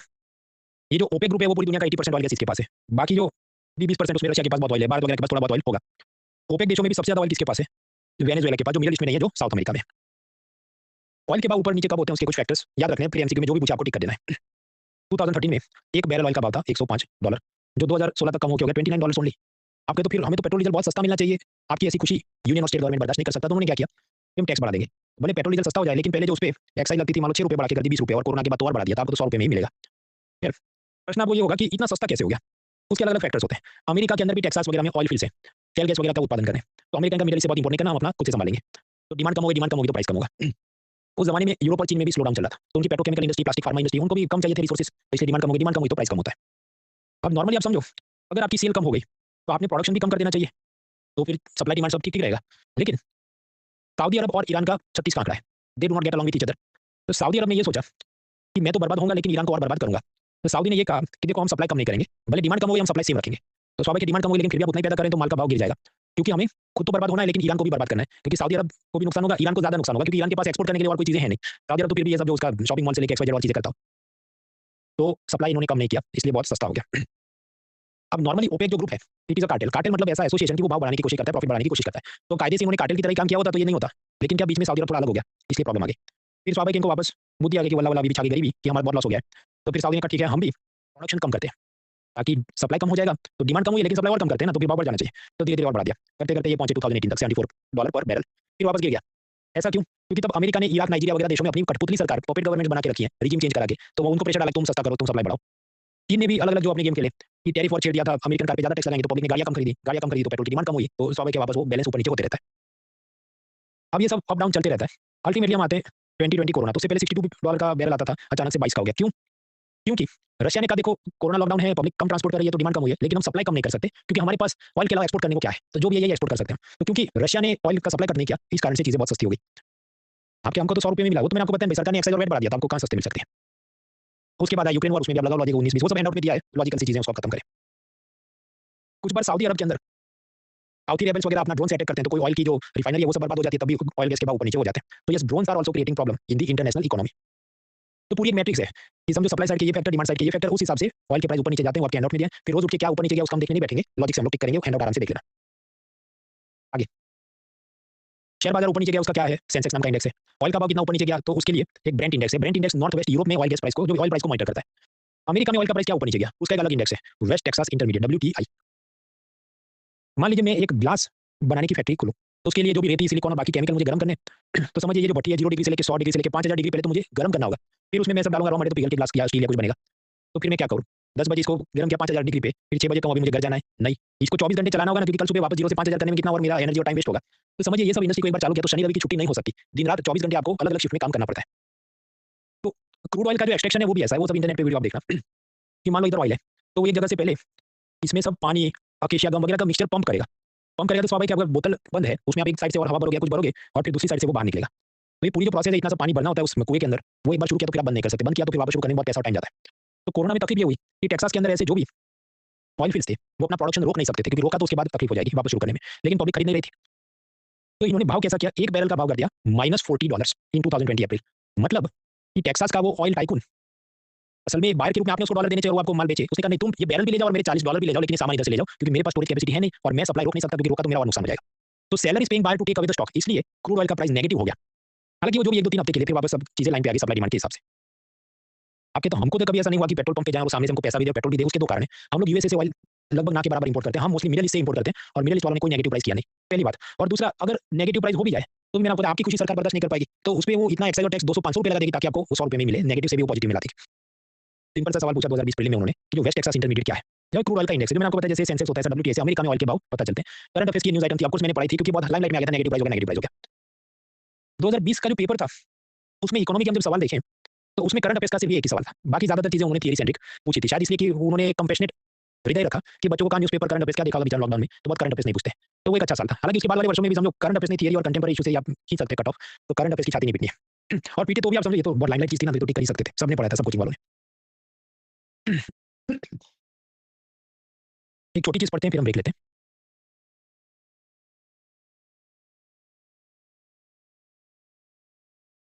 मान लीजिए क्रूड ऑयल का एक बैरल का भाव है $70।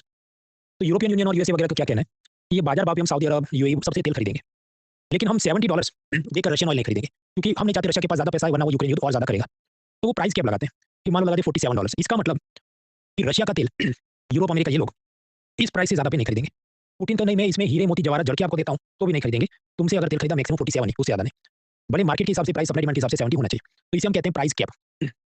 तो प्राइस कैप किसने लगाया? यूरोप, यूएसए वगैरह ने, ताकि क्या रशिया बर्बाद हो जाए, उसका ऑयल एक तो वो बेच नहीं पाए क्योंकि इतने कम प्राइस पे वो बेचेगा, उसका बहुत लॉस हो जाएगा। लेकिन ये प्राइस कैप को भारत नहीं मानता, चीन नहीं मानता, हम तो रशिया से तेल खरीदते हैं, जो भी मान लो वो 70 का नहीं हम 65 में लेंगे, लेकिन हम प्राइस कैप तो नहीं मानेंगे। सेकंडली, यूरोप के खुद के कई देशों का दोगलापन है कि वो लोग भी रशिया से चिप के ऑयल तो खरीदते हैं। अभी ट्रंप ने एक स्पीच में बोला कि तुम सब लोग ये कर रहे हो इसलिए हमारा कोई काम ठीक नहीं हो रहा है। Anyway, so that is called price cap. Price cap से बचने के लिए रशिया ने एक ट्रिक अपनाई। ये क्या है? आपके तो टाइगर है। नहीं भाई, इसने तो मेमने का तो शिप का क्लोथ पहना है ना, तो टाइगर कैसे हुआ? तो रशिया ने ये किया कि बहुत सारे पुराने जहाज खरीद लिए जिस पे झंडा लगा तुर्की का, ग्रीस का, सिंगापुर का, और वहाँ पर कंपनी रजिस्टर कर देते, लेकिन अब अगर उसकी कुंडली निकाल पड़ी तो रशिया के मालिकों का है। तो ऐसी फ्लीट्स को आप क्या कहें? शैडो फ्लीट्स, और उसमें तेल भर भर के वो एक्सपोर्ट करते हैं। अब ग्रीस नाम का एक देश है जो आप यहाँ यूरोप में कहीं होगा, उसके पास इतना ऑयल है कहाँ से जिससे ज्यादा ऑयल वो बेच रहा है? तो कैसे बेच रहा है? स्वाभाविक है वो सब शैडो फ्लीट असल में रशिया का माल बेच रहा है, तो ये सब दोगलापन है, शैडो फ्लीट। क्योंकि रशिया अपना तेल यूरोप को कम बेच पा रहा है, तो भारत चीन को बेचता है। अब मान लीजिए मार्केट प्राइस हो 70, लेकिन हम भी फायदा उठाएंगे, भाई तुम डेस्परेट हो पुतिन, तो हम आपको 65 देते हैं, हमको थोड़ा सस्ता दीजिए। आपको पुतिन मिला क्या? ठीक है मुझे भाई एग्री, आपके तो फिर भारत में ऑयल सस्ता होना चाहिए। भाई आपकी खुशी कौन सहन कर सकता है? तो ऑयल तो कहाँ सस्ता है? तो मैंने आप याद करें 2022 में यूक्रेन युद्ध हुआ है, तब से लेकर 25 तक भाव बढ़ा ही है पेट्रोल का। कंपनियों का क्या जस्टिफिकेशन? मुकेश भाई ये कहते हैं कि शैडो फ्लीट वाले तो ठीक है हम उनसे खरीद लेते हैं, पर वो तो कुछ ज्यादा सस्ता नहीं देते हमको, और उसमें आपको ट्रांसपोर्ट, इंश्योरेंस ये सब जोड़ दो, हमारा तो इतना प्रॉफिट है ही नहीं कि हम सस्ता कर सकें। मतलब बेसिकली जैसा हेरा फेरी का वो कचरा सेठ किसको रफू किया, इधर सिलाई मारा, ये सब की बात है उसकी। इंडियन रिफाइनरीज ने $10 बिलियन का फायदा किया है because of the Russian oil, पर वो हमको नहीं दे रहे, और ऊपर से सरकार का टैक्स चढ़ता है। और एक और चीज अब खराब हुई कि ट्रंप ने ये सबको देखते हुए एक तो का भारत पे 25% टैक्स और ऊपर 25% और पेनल्टी क्योंकि तुम रशिया का तेल खरीदते हो। तो अगर भारत की चाय, टी, कंप्यूटर, सॉफ्टवेयर, फार्मास्यूटिकल कुछ हम यूएस एक्सपोर्ट करेंगे तो 50% टैक्स ट्रंप मांग रहा है। फिर वो मीन्स का मुद्दा मीन्स पे देखेंगे। अभी इधर ब्रेक लेते हैं, ब्रेक के बाद बाकी की चीजें भी हम लोग समझते हैं ना। तब तक आप एक और क्वेश्चन पे दिमाग खर्च करें, ब्रेक फॉर 5 मिनट्स।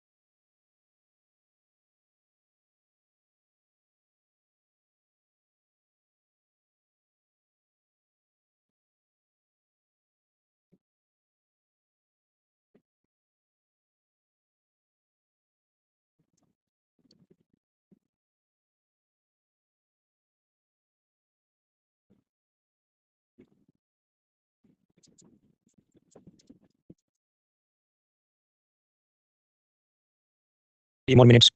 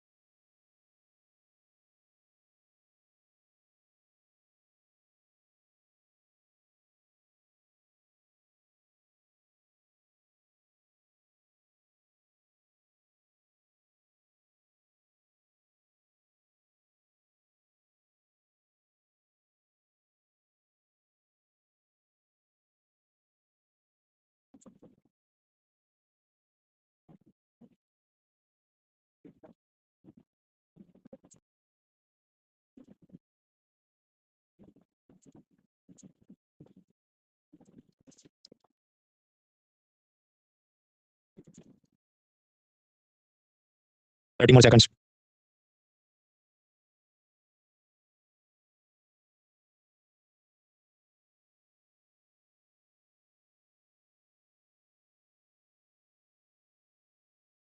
हाँ, तो आपको क्या लगता है हम कौन सी चीज सबसे ज्यादा इंपोर्ट करते हैं? Voting item start 3 2 1 start. Ashu, Vandana, Sachin, Aman, Keshav, Surabhi, Isha, Abhishek, Amitabh, Sanchar, Adarsh, Taru, Gopi Kishan, Pratyush, Aditya, Priya, Chandrulu, Mahendra, Akash, Mahavir, Divya, doctor Richa, Roshni, Yash, Nirmal Singh, Kaustubh, Abhilash, Ayush, Yashwant, Paridhi, Roshni, Ajay, Bhavna, doctor M Z, Amar, Shubham, Hamza, Satyam, Faizan, Vikas, Gautam, Aditya, Kishore, Sachin, Preeti, Anushka answer. देखिए, ये हमको क्या पूछ रहा है? इंपोर्ट सबसे ज्यादा हम क्या करते हैं? स्पाइसेस यानी मसाले तो हो नहीं सकते, क्योंकि मसाले तो हम ज्यादा एक्सपोर्ट करते होंगे ना। यूरोपियन भारत में क्यों आए? क्योंकि हमको हमारे मसाले स्पाइसेस उनको चाहिए थे, तो ये हमारा लार्जेस्ट इंपोर्ट हो नहीं सकता। फ्रेश फ्रूट्स, तो भारत में क्या फ्रूट की ये सब कमी है कि बाहर से मंगवाना पड़े? आपके नहीं, वो ऋतिक रोशन तो मंगवाता होगा ना, वो इधर की अंगूर क्यों खाएगा? वो तो मेडिटेरेनियन या फ्रांस से मंगवाएगा ग्रेप्स, कैलिफोर्निया से ऑरेंज मंगाएगा, करेक्ट। पर भारत में अमीर लोग कितने हैं और वो मंगवा भी लेंगे तो कितने पैसों का मंगवा लेंगे कि वो अपना लार्जेस्ट इंपोर्ट हो जाए? तो fresh fruits can not be our largest import. अब बात है 50-50 पल्सेस भी हो सकता है और वेजिटेबल ऑयल भी हो सकता है। यार फिर आप उसका सब डेटा निकालना पड़े प्रेस इन्फॉर्मेशन ब्यूरो से या इकोनॉमिक सर्वे के अपेंडिक्स से। तो अब देखिए ज़्यादा हम लोग वेजिटेबल ऑयल मंगवाते हैं, दाल भी मंगवाते हैं लेकिन वो थोड़ी मंगवाते हैं इन टर्म्स ऑफ प्राइसेस। तो the answer is vegetable oil. इसको सॉल्व करने का एक और तरीका है, एनसीईआरटी की ज्योग्राफी की बुक में कहीं पर इसका डेटा या चार्ट दिया है, ह्यूमन ज्योग्राफी कोई किताब में, या कम से कम 50 हो सकता है। बट एनीवेज तो अल्टीमेटली इसका क्या वे फॉरवर्ड है भाई, कुछ तुक्के मार सकते हो तो बराबर है, वरना ये सब हम रट के नहीं जा सकते। ऐसे हाईएस्ट लोएस्ट ये सब करने बैठे, बाकी सब्जेक्ट तैयार करिए, वहाँ पर आपको ज़्यादा रिटर्न ऑन इन्वेस्टमेंट मिलेगा। नाउ कमिंग बैक, हमारी मेन तकलीफ थी we had to reduce our current account deficit, और उसमें ऑयल में क्या-क्या हो सकता है हमने देखा। अब हम आते हैं गोल्ड में कि गोल्ड का भी इंपोर्ट कम करना चाहिए ताकि अपनी करंट अकाउंट डेफिसिट कम हो। हम लोग गोल्ड जो इंपोर्ट करते हैं स्विट्जरलैंड, यूएई, साउथ अफ्रीका से। भारत में भी बिहार, राजस्थान वगैरह में, कर्नाटक में गोल्ड माइंस हैं, जैसे कर्नाटक में क्या केजीएफ, लेकिन वो क्वांटिटी में इतनी ज़्यादा है नहीं, तो बाहर से हमें इंपोर्ट करना पड़ता है। अब आप समझिए, जब भी महंगाई बढ़ती है, बैंक वाला कहे मैं आपको 5-6% ब्याज दे रहा हूँ, लेकिन महंगाई है 10%, तो स्वाभाविक आप लॉस में हैं। तो इन्फ्लेशन प्रूफ रिटर्न आपका है नहीं, आपको नेगेटिव रियल इंटरेस्ट मिल रहा है। आप गोल्ड खरीदते हैं ये सोच के कि उधर तो मुझे 15% रिटर्न मिल रहा है, अगर महंगाई 10% भी है तो भी मेरा रियल 5% प्रॉफिट हो रहा है। ये सब हम ऑलरेडी पिलर 1 सी में देख चुके हैं सॉवरेन गोल्ड बॉन्ड वगैरह के साथ। तो इस कारण से पब्लिक महंगाई में गोल्ड ज़्यादा खरीदती है, तो गोल्ड का इंपोर्ट बढ़ता है। लेकिन गोल्ड का इंपोर्ट बढ़ता है तो करंट अकाउंट डेफिसिट बढ़ती है, तो फिर डॉलर स्ट्रांग हो जाता है। मतलब पहले जो 60 में मिलता है वो 88 में मिलता है। कैसे, वो शनि रवि के क्लासेस हम देखेंगे आराम से। अभी के लिए कबूल करो कि इन्फ्लेशन उसके चलते गोल्ड का इंपोर्ट बढ़ता है, उसके चलते डॉलर स्ट्रांग होता है, जो हमारी अच्छी बात नहीं। तो क्या किया जाए, व्हाट इज द सॉल्यूशन? दो रास्ते हैं, एक तो गोल्ड मोनेटाइजेशन स्कीम और दूसरा sovereign gold bond scheme. Sovereign gold bond scheme हम ऑलरेडी पिलर 1 सी में देख चुके हैं कि आप वो जो भी 10-20 हज़ार लाख रुपए दे दो और आरबीआई उसके सामने आपको 10 ग्राम या ऐसे यूनिट्स में सॉवरेन गोल्ड बॉन्ड देता था और उसका प्राइस रिटर्न सब लिंक था गोल्ड के भाव के साथ। वो तो हम स्कीम देख चुके हैं। अभी जो नई स्कीम समझते हैं वो गोल्ड मोनेटाइजेशन स्कीम।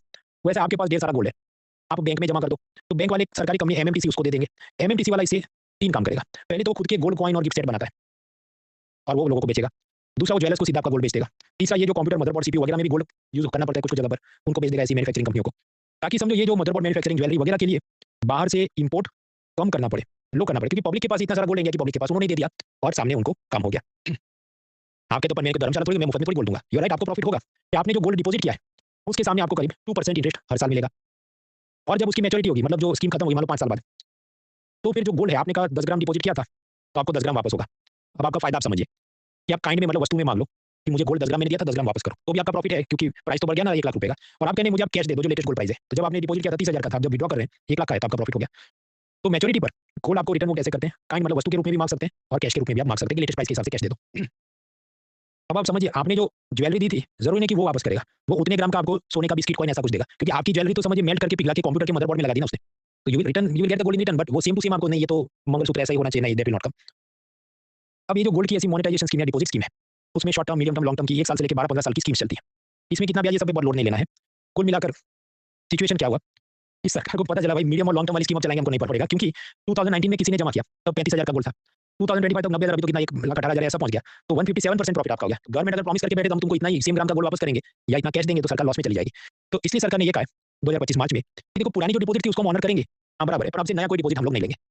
अब सिचुएशन ऐसी है कि जो मीडियम टू लॉन्ग टर्म वाली स्कीम थी 12-15 साल वाली, वो बंद हो गई। शॉर्ट टर्म वाली चालू है। शॉर्ट टर्म मतलब 1 से 3 साल के लिए आप गोल्ड डिपॉजिट करना चाहते हैं, ऐसा गोल्ड मोनेटाइजेशन स्कीम चालू है। लेकिन इसमें गवर्नमेंट का कोई रोल नहीं है। उस पे जो भी इंटरेस्ट है या पैसा लेना देना है वो बैंकर का खुद का बिज़नेस है, उसको करना है। गवर्नमेंट की कोई उसमें रिस्पांसिबिलिटी नहीं है। जहाँ गवर्नमेंट की रिस्पांसिबिलिटी वहाँ पर उन्होंने बोल दिया आपसे हम नहीं लेंगे, we don't want to run this scheme.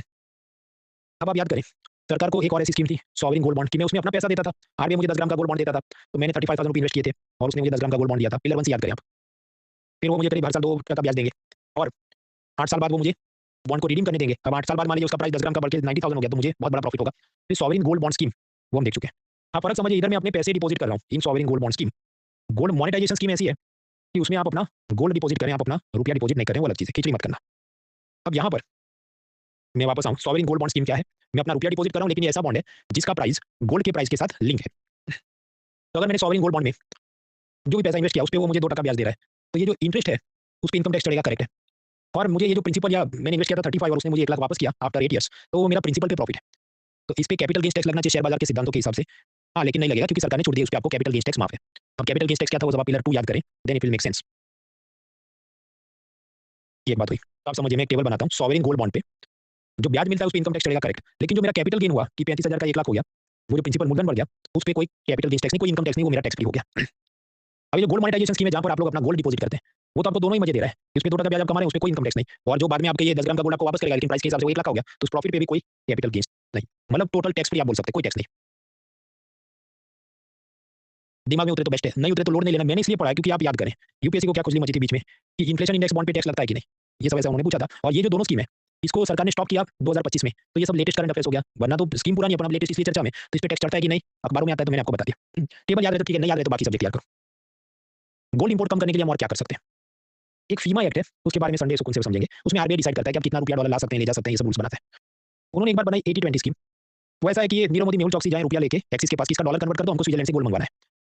और ऐसा करके वो 100 किलो गोल्ड इंपोर्ट करते हैं। तो ये फर्स्ट राउंड हुआ। फिर 1 महीने बाद वो तो वापस मुँह उठा के आ जाएँगे एक्सिस बैंक में कि ये लो फिर से 100 करोड़ ले लो, फिर से हमको डॉलर दे दो, क्योंकि हमें वापस गोल्ड इंपोर्ट करना है। तो जब वो सेकंड राउंड में जाएगा तो एक्सिस या कोई भी बैंक या जो ऑथराइज्ड डीलर है, जो करेंसी एक्सचेंज करता है, वो ना बोल देगा कि देखो तुमने अगर 100 किलो गोल्ड पिछले राउंड में इंपोर्ट किया था, तो उसका कम से कम 20% तुमने एक्सपोर्ट करना होगा, ज्वेलरी बना के या कुछ। तो ही हम तुमको सेकंड राउंड में करेंसी एक्सचेंज करने देंगे जिससे तुम नया गोल्ड इंपोर्ट कर सकते हैं। इसको बोला गया 80-20 स्कीम। ये भी 1-2 साल चली फिर बंद कर दी। तो इसको याद नहीं रखना है। तो फिर तुम बता क्यों रहे हो? क्योंकि आप समझो आरबीआई गोल्ड इंपोर्ट को कंट्रोल कर सकता है, जवाब है यस। एमसीक्यू के लिए याद रखना है कि हाँ, आरबीआई गोल्ड इंपोर्ट को रिस्ट्रिक्ट कर सकता है। कैसे? इस प्रकार से कि वो डॉलर में कन्वर्ट ही नहीं करने देगा उस व्यापारी को कि पहले तुम री एक्सपोर्ट करो, इसमें 20% तब देखेंगे। तो yes, RBI can control the gold imports in this way through the Pima act, foreign exchange management act. और क्या कहता है, inflation index bonds, sovereign gold bonds, ये सब हम पिलर 1 सी में देख चुके हैं, वो सब आप उधर से देख लेना। गोल्ड मोनेटाइजेशन स्कीम मैंने आपको बता दी। गोल्ड के भाव ऊपर नीचे होते रहते हैं। लॉकडाउन में, मतलब कोरोना लॉकडाउन में क्या हुआ, माइंस बंद हो गई, वर्कर्स घर चले गए, तो गोल्ड की सप्लाई कम हो गई। लेकिन उसी वक्त पब्लिक इतनी स्ट्रेस में आ गई कि शेयर बाजार गिर जाएगा, भागो भागो, तो वो सारे लोग जाएंगे गोल्ड में, तो गोल्ड की डिमांड बढ़ जाएगी। तो अलग अलग फैक्टर्स होते हैं, India China, USA China, Russia Ukraine, Israel Palestine, Iran USA, geopolitical uncertainty में पब्लिक शेयर बाजार छोड़ के सेफ इन्वेस्टमेंट चाहती है, तो गोल्ड में जाती है, डिमांड बढ़ती है, प्राइस बढ़ता है। कुछ बार प्राइस कम भी होता है। फॉर एग्जाम्पल, मानिए कोरोना की वैक्सीन आ जाए, तो पब्लिक ये सोचेगी अब तो इकोनॉमी रिकवरी पे, तो हम अपना गोल्ड बेच देते हैं और उन पैसों से हम शेयर मार्केट में इन्वेस्ट करते हैं, क्योंकि गोल्ड में मान लो 15% ग्रोथ है, शेयर बाजार में 20% है, तो हम उधर जाएंगे। तो इस केस में क्या होगा, गोल्ड की सप्लाई बढ़ जाएगी, सेकेंडरी मार्केट में बेचने के लिए सप्लाई बढ़ी तो भाव कम होगा। ऐसा कभी कभी होता था, आजकल तो आप देख रहे हैं कंटिन्यूअसली भाव ऊपर ही जा रहा है, because of all this international problems, because of Russia, Israel Palestine, Trump से लेके बहुत कुछ। गोल्ड का भाव कब ऊपर नीचे जाता है, मैंने आपको कॉमन लॉजिक्स बताए, उसके आगे पीछे टिक करना है। बहुत ज्यादा थीसिस उसकी बनानी नहीं कि बॉन्ड यील्ड का गोल्ड प्राइस पे क्या असर है, वो सब 3 लेयर का बीरबल खिचड़ी है, वो हम पढ़ने नहीं बैठेंगे, भले तो में कितने भी आर्टिकल आ जाए। डायमंड प्राकृतिक रूप से नेचुरली कैसे बनते हैं, वो करोड़ों साल तक उस जो भी कार्बन है उस पे प्रेशर आता है, तो कोयला कोयले से डायमंड वगैरह बने। लैब में भी आप बना सकते हैं, ऐसा जो भी कोयला या कार्बन है उस पे इतना टेम्परेचर प्रेशर डालोगे डायमंड बन जाए, उसको हम क्या कहेंगे, लैब ग्रोन डायमंड्स। तो लैब ग्रोन डायमंड्स उस पे भारत सरकार काफी फोकस कर रही है, लेकिन आजकल उसका मार्केट थोड़ा स्लो चल रहा है। 1-2 लाइन में वो सब याद रखना है। देखिए, गोल्ड प्रोडक्शन का जनरल नॉलेज कौन सा देश में सबसे ज्यादा प्रोड्यूस होता है, लैब ग्रोन डायमंड का केमिस्ट्री का जनरल नॉलेज आपके एंड आउट में दिया, वो देख लेना, ये आपका होमवर्क है। नाउ मेन मुद्दे पे आते हैं, हमें गोल्ड का इंपोर्ट कम करना पड़ेगा, ऑयल का इंपोर्ट कम करना पड़ेगा, वो कर लिया। अब आगे है कि हम अपने एक्सपोर्ट कैसे बढ़ाएं, एक्सपोर्ट कैसे बढ़ाएं, उसके साथ जुड़े कुछ मुद्दे देखें। अब आप समझिए, यहाँ पर गाड़ी थोड़ी तेजी से मैं चलाऊंगा, क्योंकि ये सिंपल, ये योजना वो योजना ऐसा ही है, कॉमन सेंस की बात है, तो बहुत दिमाग इसमें खर्च करना नहीं, हैंडआउट से आपको रखना है। एक चीज होती है ज्योग्राफिकल इंडिकेशन, जीआई टैग, मतलब दार्जिलिंग की चाय तो दार्जिलिंग में बना सकते हैं, फिर मैं केरला में चाय होगा स्टिकर चिपकाऊं दार्जिलिंग, तो मुझे सजा होगी। ऐसे अलग अलग जो दार्जिलिंग की चाय, नागपुर के संतरे, ये सब, ताकि क्या उसकी प्रीमियमनेस और अपील बढ़ती है। So that is called geographical indication. तो उसका कानून है, उसके सब रूल्स रेगुलेशन है, वो सबका जो भी जनरल नॉलेज है, भारत में समझो कॉमर्स मिनिस्ट्री देखती है, इंटरनेशनल विपो संस्था देखती है, बाकी जो भी सिंपल चीजें हैंडआउट से देख लेना, तो ये काम हो गया। फिर उसमें भी जैसे हेलमेट पे आईएसआई लोगो होता है, तो आपको थोड़ा और विश्वास रहे, ऐसी जीआई टैग की चीजों पर ये स्टिकर चिपकाएंगे, ताकि एयरपोर्ट पे कोई फॉरेनर देखे तो उसका दिला जाए और उसको खरीद ले। ये सब काम भी करता है कौन, कॉमर्स मिनिस्ट्री। इंपोर्ट एक्सपोर्ट में आप समझिए कॉमर्स मिनिस्ट्री का रोल ज्यादा रहता है। ये वेबसाइट जो है अभी नहीं जाना है, अगले साल जब एग्जाम आए उसके 15-20 दिन पहले जाना है, और उधर थोड़ा चेक कर लेना कि लेटेस्ट कितने प्रोडक्ट्स को जीआई टैग मिले, काटी नहीं पीटनी है। क्योंकि समझिए तो 50-100 प्रोडक्ट को ये देंगे, तमिलनाडु का ये चीज, बिहार का ये चीज, गुजरात का ये चीज, तो सब हम रट नहीं सकते। अगर कुछ ठीक याद रहे, आपको याद रखना है तो बराबर है, अदरवाइज बाकी सब्जेक्ट आप तैयार करें। तो एमसीक्यू के लिए 1-2 साल के ऐसे जीआई टैग आपको पता होना चाहिए। इंटरव्यू के लिए आपके होम स्टेट के जीआई आपको थोड़े पता होना चाहिए, आपके राज्य में क्या है, आपके राज्य की इकोनॉमी को कैसे डेवलप कर सकते हैं वगैरह वगैरह, तो आपको पता होना चाहिए ये चीजें, उसको ज्योग्राफिकल इंडिकेशन टैग है। फिर सरकार ने कहा हर एक स्टेट के अंदर उसके कैपिटल राजधानी में, नहीं तो बाकी जो भी बड़ा शहर है उसमें यूनिटी मॉल बनवाएंगे और वहाँ ये सब जीआई प्रोडक्ट्स को बेचेंगे। तो जीआई का एक हिसाब देख लिया। दूसरा एसईजेड, एसईजेड क्या, देखिए अगर मैं अहमदाबाद में धंधा करूँ, पेट्रोल डीजल का तो एक्साइज ड्यूटी लगे, ब्रेड बिस्किट जो भी बाकी जीएसटी चीज जो भी लगती हो, एक्सपोर्ट किया कस्टम ड्यूटी, मुझे जो प्रॉफिट हुआ कॉर्पोरेशन टैक्स, इनकम टैक्स, तो मतलब अलग अलग जाति के बहुत सारे टैक्स हैं। लेकिन उन्होंने कहा देखो ये जो कंडला है गुजरात का, या ये डीएलएफ साइबर सिटी है, या ये आंध्र में विशाखापट्टनम है, तो ये सब वकांडा जैसा है, ये है भी और नहीं भी, मतलब इसको हम भारत का हिस्सा मानते हैं और ज्योग्राफी और इंडिया का मैप, लेकिन टैक्स के लिए हम इसको भारत का हिस्सा नहीं मानते। और taxation purpose these are called special economic zone, मतलब यहाँ पर भारत का इनकम टैक्स जीएसटी ये सब नहीं लगता है, और लगता है तो मॉडिफिकेशन के साथ लगता है कि वहाँ ऐसी बात होगी कि आप अगर फैक्ट्री लगाएंगे 10 साल तक कोई टैक्स नहीं, आपको जितना भी फायर इंश्योरेंस है, फायर एनओसी लेना है, ऑब्जेक्शन सर्टिफिकेट, एनवायरमेंट क्लियरेंस लेना है, एक सिंगल वेबसाइट होगी, उधर डालो, 25 डिपार्टमेंट से आपको मंजूरी दे देगा। वहाँ पर आपको जो भी वेयरहाउस पैकेजिंग मशीन, ट्रक में इतना रॉ मटेरियल उसका वजन करने का बड़ा सा मशीन, ये सब नहीं लगाना है, वो सब सरकार लगा के देगी सब फैक्ट्रियों के लिए। तो these are called SEZ, special economic zones. इसके लिए एक अलग कानून है जो 2005 में बना था। अब स्वाभाविक इनकम टैक्स की बात है, तो इनकम टैक्स का अपना कानून है, उसमें भी आपको 2 लाइन लिखवानी पड़ेगी कि भाई ये कंडला के अंदर, साइबर अंदर इधर टैक्स नहीं लगाना है। लेकिन इस सब में होगा सनसेट क्लोज कि 10 साल तक नहीं लगाना है, 11-20 साल लगाना है। तो ऐसे सब एसईजेड फॉर्म्स को मिलते हैं फायदे, पर उसमें सनसेट होता है, there is an expiry date. स्वाभाविक है वो क्या कहते हैं, कोरोना में हमको तो नहीं चला पाए थे, हमको एक्सटेंशन दे दो, तो उनके वो गिले शिकवे चलते रहते हैं। एसईजेड में क्या खराब बात है, ईज ऑफ डूइंग बिजनेस के नाम पे बहुत छूट दे देते हैं कि तुमने वर्कर को रखा तो उसका सब ईपीएफओ ईएसआईसी का पैसा काटा नहीं काटा, हम लोग को चेक करने नहीं आएंगे, तुम मौज करो, तुमको 10 साल टैक्स नहीं भरना है। 11वें साल वो क्या कहेगा, अब मैं गुजरात के कंडला से फैक्ट्री बंद करके विशाखापट्टनम चला जाता हूँ, अपने जीजा साला जमाई के नाम पे फैक्ट्री, ताकि और 10 साल मुझे टैक्स का फायदा मिले। और ये सब ऐसे एसईजेड बनाने के चक्कर में खेती की जमीन, जंगल की जमीन काट काट के ऐसे सब फैक्ट्रियां बनाई जा रही है, तो अपनी एनवायरमेंट और फूड सिक्योरिटी के लिए अच्छी बात नहीं है। तो क्या किया जाए, एक बाबा कल्याणी कमेटी बनी थी, उसने रिफॉर्म्स बताए थे, वो प्रीलिम्स के लिए काम किए, मेंस के लिए काम किए, तो मेंस के लेक्चर में नेक्स्ट वीक या नेक्स्ट वीक वहां तक पहुंच जाएंगे। भारत के एक्सपोर्ट बढ़ाने के लिए फॉरेन ट्रेड पॉलिसी 2015 से 20 वाली थी, वो खत्म हो गई, फिर नई पॉलिसी आई, उसको हमें समझना है, याद रखना है। तो फॉरेन ट्रेड पॉलिसी 2023, आपके पुरानी 20 में बंद हुई तो दूसरी 23 में क्यों आई भाई, समझो ना, 20 में कोरोना था तो एक्सटेंशन करते रहे, फिर अभी ढंग का पॉलिसी 23 में आया। इसके 4 पिलर हैं, और वो याद रखने के वो पिलर और ऐसा भी पूछते हैं, खास करके बाकी परीक्षाओं में। सिंपल बात है इसकी। एक्सपोर्ट पॉलिसी में एक तो टैक्स में माफी देंगे ऐसे एक्सपोर्टर को, ईज ऑफ डूइंग बिजनेस करेंगे, उसका सब लाइसेंस वगैरह की मगजमारी नहीं होगी। We will focus on some emerging sectors like ये जो electronics, night vision goggles, drones, e-commerce, ये सबको बहुत फोकस करेंगे। और चौथा हम लोग कोलैबोरेशन करेंगे डिस्ट्रिक्ट लेवल पर, टाउन लेवल पर, सिटी लेवल पर सब इंफ्रास्ट्रक्चर इंप्रूव करेंगे। तो सिंपल सी बात है। अब ये जो 4 पिलर्स हैं, ये सब कौन देखता है? Commerce ministry. और टारगेट क्या है 2030 तक 2 ट्रिलियन एक्सपोर्ट बढ़ाना है हमें। ये टारगेट आईएएस में बहुत लोड नहीं लेना, पर आईएएस के अलावा एग्जाम में वो उसमें चले जाते हैं। At least remember that commerce ministry कर रही है। जो एक्सपोर्टर है, तो हम ये पॉलिसी के 4 पिलर देखते हैं। सबसे पहला क्या है? टैक्स में छूट या फायदा। अब मैं जो आपको समझाऊं उसमें समझो, एक-एक लाइन में याद रखना, उसमें और नहीं जाना कि क्या ऐसा हो गया। समझिए, मुकेश अंबानी कहे कि मुझे विमल की गुटखा की शर्ट बनानी है, विमल टेक्सटाइल कंपनी भी है। उसके लिए क्या-क्या चाहिए? बाहर से मशीनरी इंपोर्ट करनी पड़ेगी, बाहर से सब केमिकल रॉ मटेरियल इंपोर्ट करना पड़ेगा। तो बाहर से आपने माल इंपोर्ट किया, क्या लगता है? Custom duty. और आपको सब माफ है, क्योंकि मुकेश अंबानी ये कहेंगे मैं तो विमल के शर्ट्स एक्सपोर्ट करने वाला हूं। तो सरकार के मौज का तुमको कोई टैक्स नहीं है। इंपोर्ट करो तुम ये मशीनरी रॉ मटेरियल सब, उस पे जो कस्टम ड्यूटी माफ है। उसके लिए जो योजना है उसके नाम export promotion capital goods scheme, advance authorisation scheme, ये सब में ये मशीन और रॉ मटेरियल के टैक्स माफ हो गए, इंपोर्ट किया उसके टैक्स माफ हो गए। फिर मुकेश अंबानी के देखो, शर्ट बनाने के लिए तो कॉटन चाहिए, तो मैं जो अलग-अलग डिस्ट्रिक्ट में एपीएमसी मंडी होती है, वो लोग फीस लेते हैं कि उधर से मैंने 10 लाख का कॉटन खरीदा, वो 1 लाख कॉटन मांगेंगे फीस, उसको कहते हैं मंडी टैक्स। हालांकि वो टैक्स नहीं है, वो समझो एक फीस है कि वो जो एपीएमसी मंडी में साफ सफाई के लिए, रोड बनाने के लिए वो लोग ले रहे हैं। लेकिन जैसे गुंडे वसूले उसको क्या बोलते हैं? गुंडा टैक्स। उसी तरह एपीएमसी वाले जो वसूले उसको फीस नहीं, उसको टैक्स बोलते हैं। तो एपीएमसी मंडी टैक्स। बिजली चलानी पड़ेगी फैक्ट्री में, उस पे जीएसटी नहीं लगता, स्टेट गवर्नमेंट की इलेक्ट्रिसिटी ड्यूटी नाम का टैक्स लगता है। डीजल के सब ट्रक में भर के ले जाना पड़ेगा, उस पे एक्साइज वैट सब लगता है।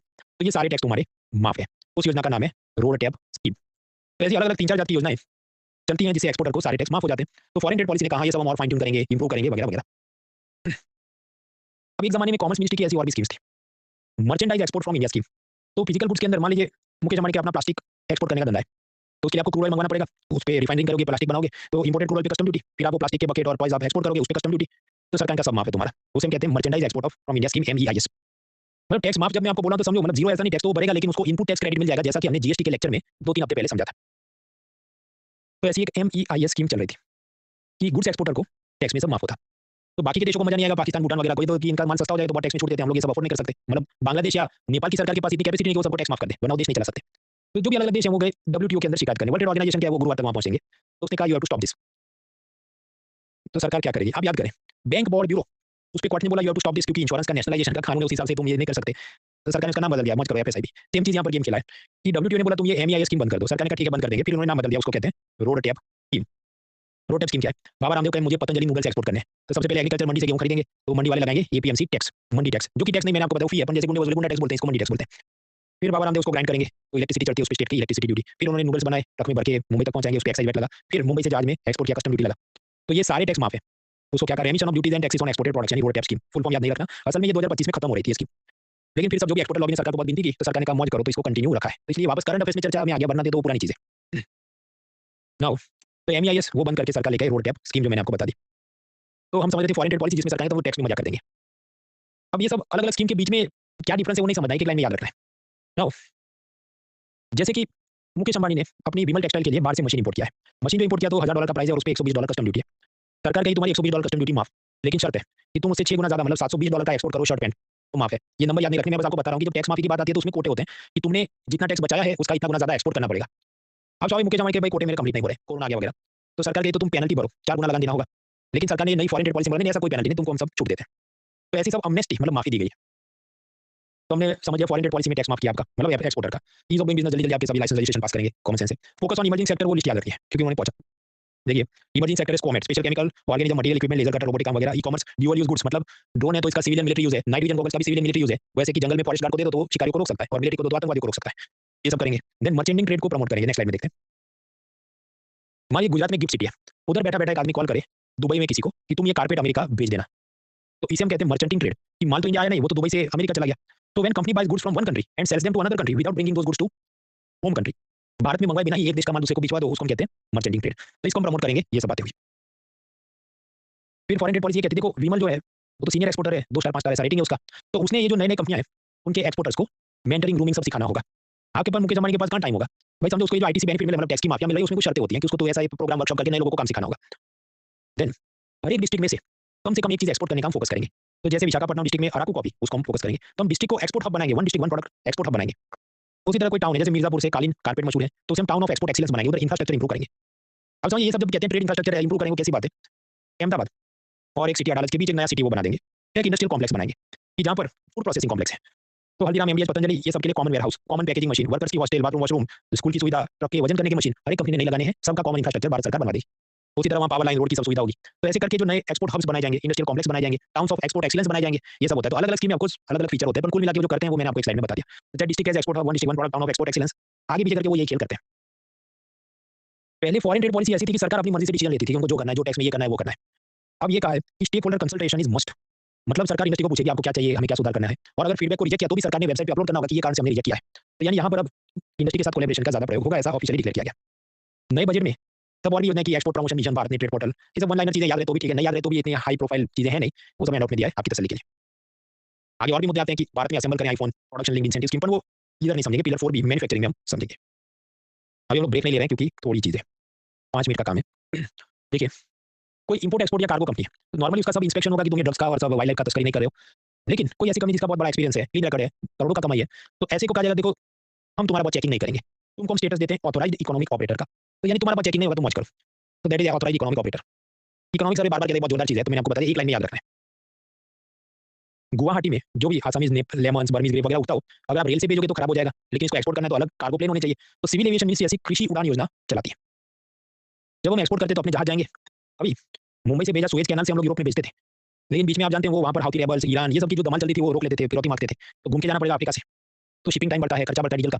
फिर ट्रंप ने क्या किया, आपने जो भी बी2 बॉम्बर भेज दिए, तो फिर ये हाउथी रेबल्स ने सीज फायर डिक्लेयर कर दिया कि अभी किसी को अटैक नहीं करेंगे। लेकिन आप समझिए जो दूध पी के जिसका मुंह जल जाए तो छाछ भी फूक के पिया है, तो कोई जाता नहीं इधर से। तो जो सुएज कैनाल चलाने वाले उनका देखो हम आपको डिस्काउंट देते हैं, जो भी 15% डिस्काउंट है कि नॉर्मल $1000 फी लेते थे इधर क्रॉस करने की, अभी थोड़ा कम करते हैं, इधर अफ्रीका घूम के मत जाओ। Which is a unique thing, मतलब ऐसा मुझे नहीं लगता इतिहास में कभी होगा या हुआ होगा। So that is also interesting development. ऐसे एक और पनामा कैनाल है कि पैसिफिक से अटलांटिक ओशन आप जा सकते हैं।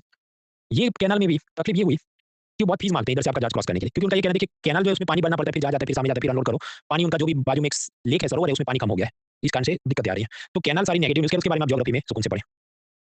इकोनॉमिक सर्वे का सब पे क्या कहते हैं, देखो ग्लोबल अनसर्टेनिटी बढ़े, ट्रम्प देख लो, यूक्रेन देख लो, इजराइल पैलेस्टाइन देख लो, तो इसलिए एक तो एक्सपोर्ट कम होंगे, उसके चलते वो लोन नहीं चुका पाएंगे तो एनपीए कम होगा, प्रोडक्शन कम होगा, जीडीपी कम होगा, तो ये सब इसके मुद्दे हैं।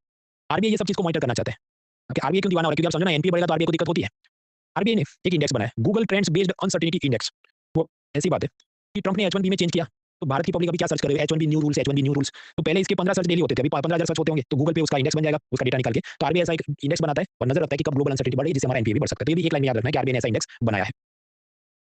तो आज के लिए हमने क्या-क्या चीजें समझी। करंट अकाउंट में हमारा डेफिसिट चल रहा है, उसको रिड्यूस करने के लिए ऑयल, गोल्ड का इंपोर्ट कम करें, अलग स्कीम्स देखी, एक्सपोर्ट बढ़ाने के लिए GI, SEZ, foreign trade policy हमने देखा। बहुत सारे एमसीक्यू हैं, कुछ ऐसे फैक्टर उसको हम सॉल्व नहीं कर सकते, तुक्के मारने, कुछ लॉजिकल है उसको हम कल देखेंगे, लेकिन पहले आप इतना हैंडआउट खत्म करें। तो current account is completed here.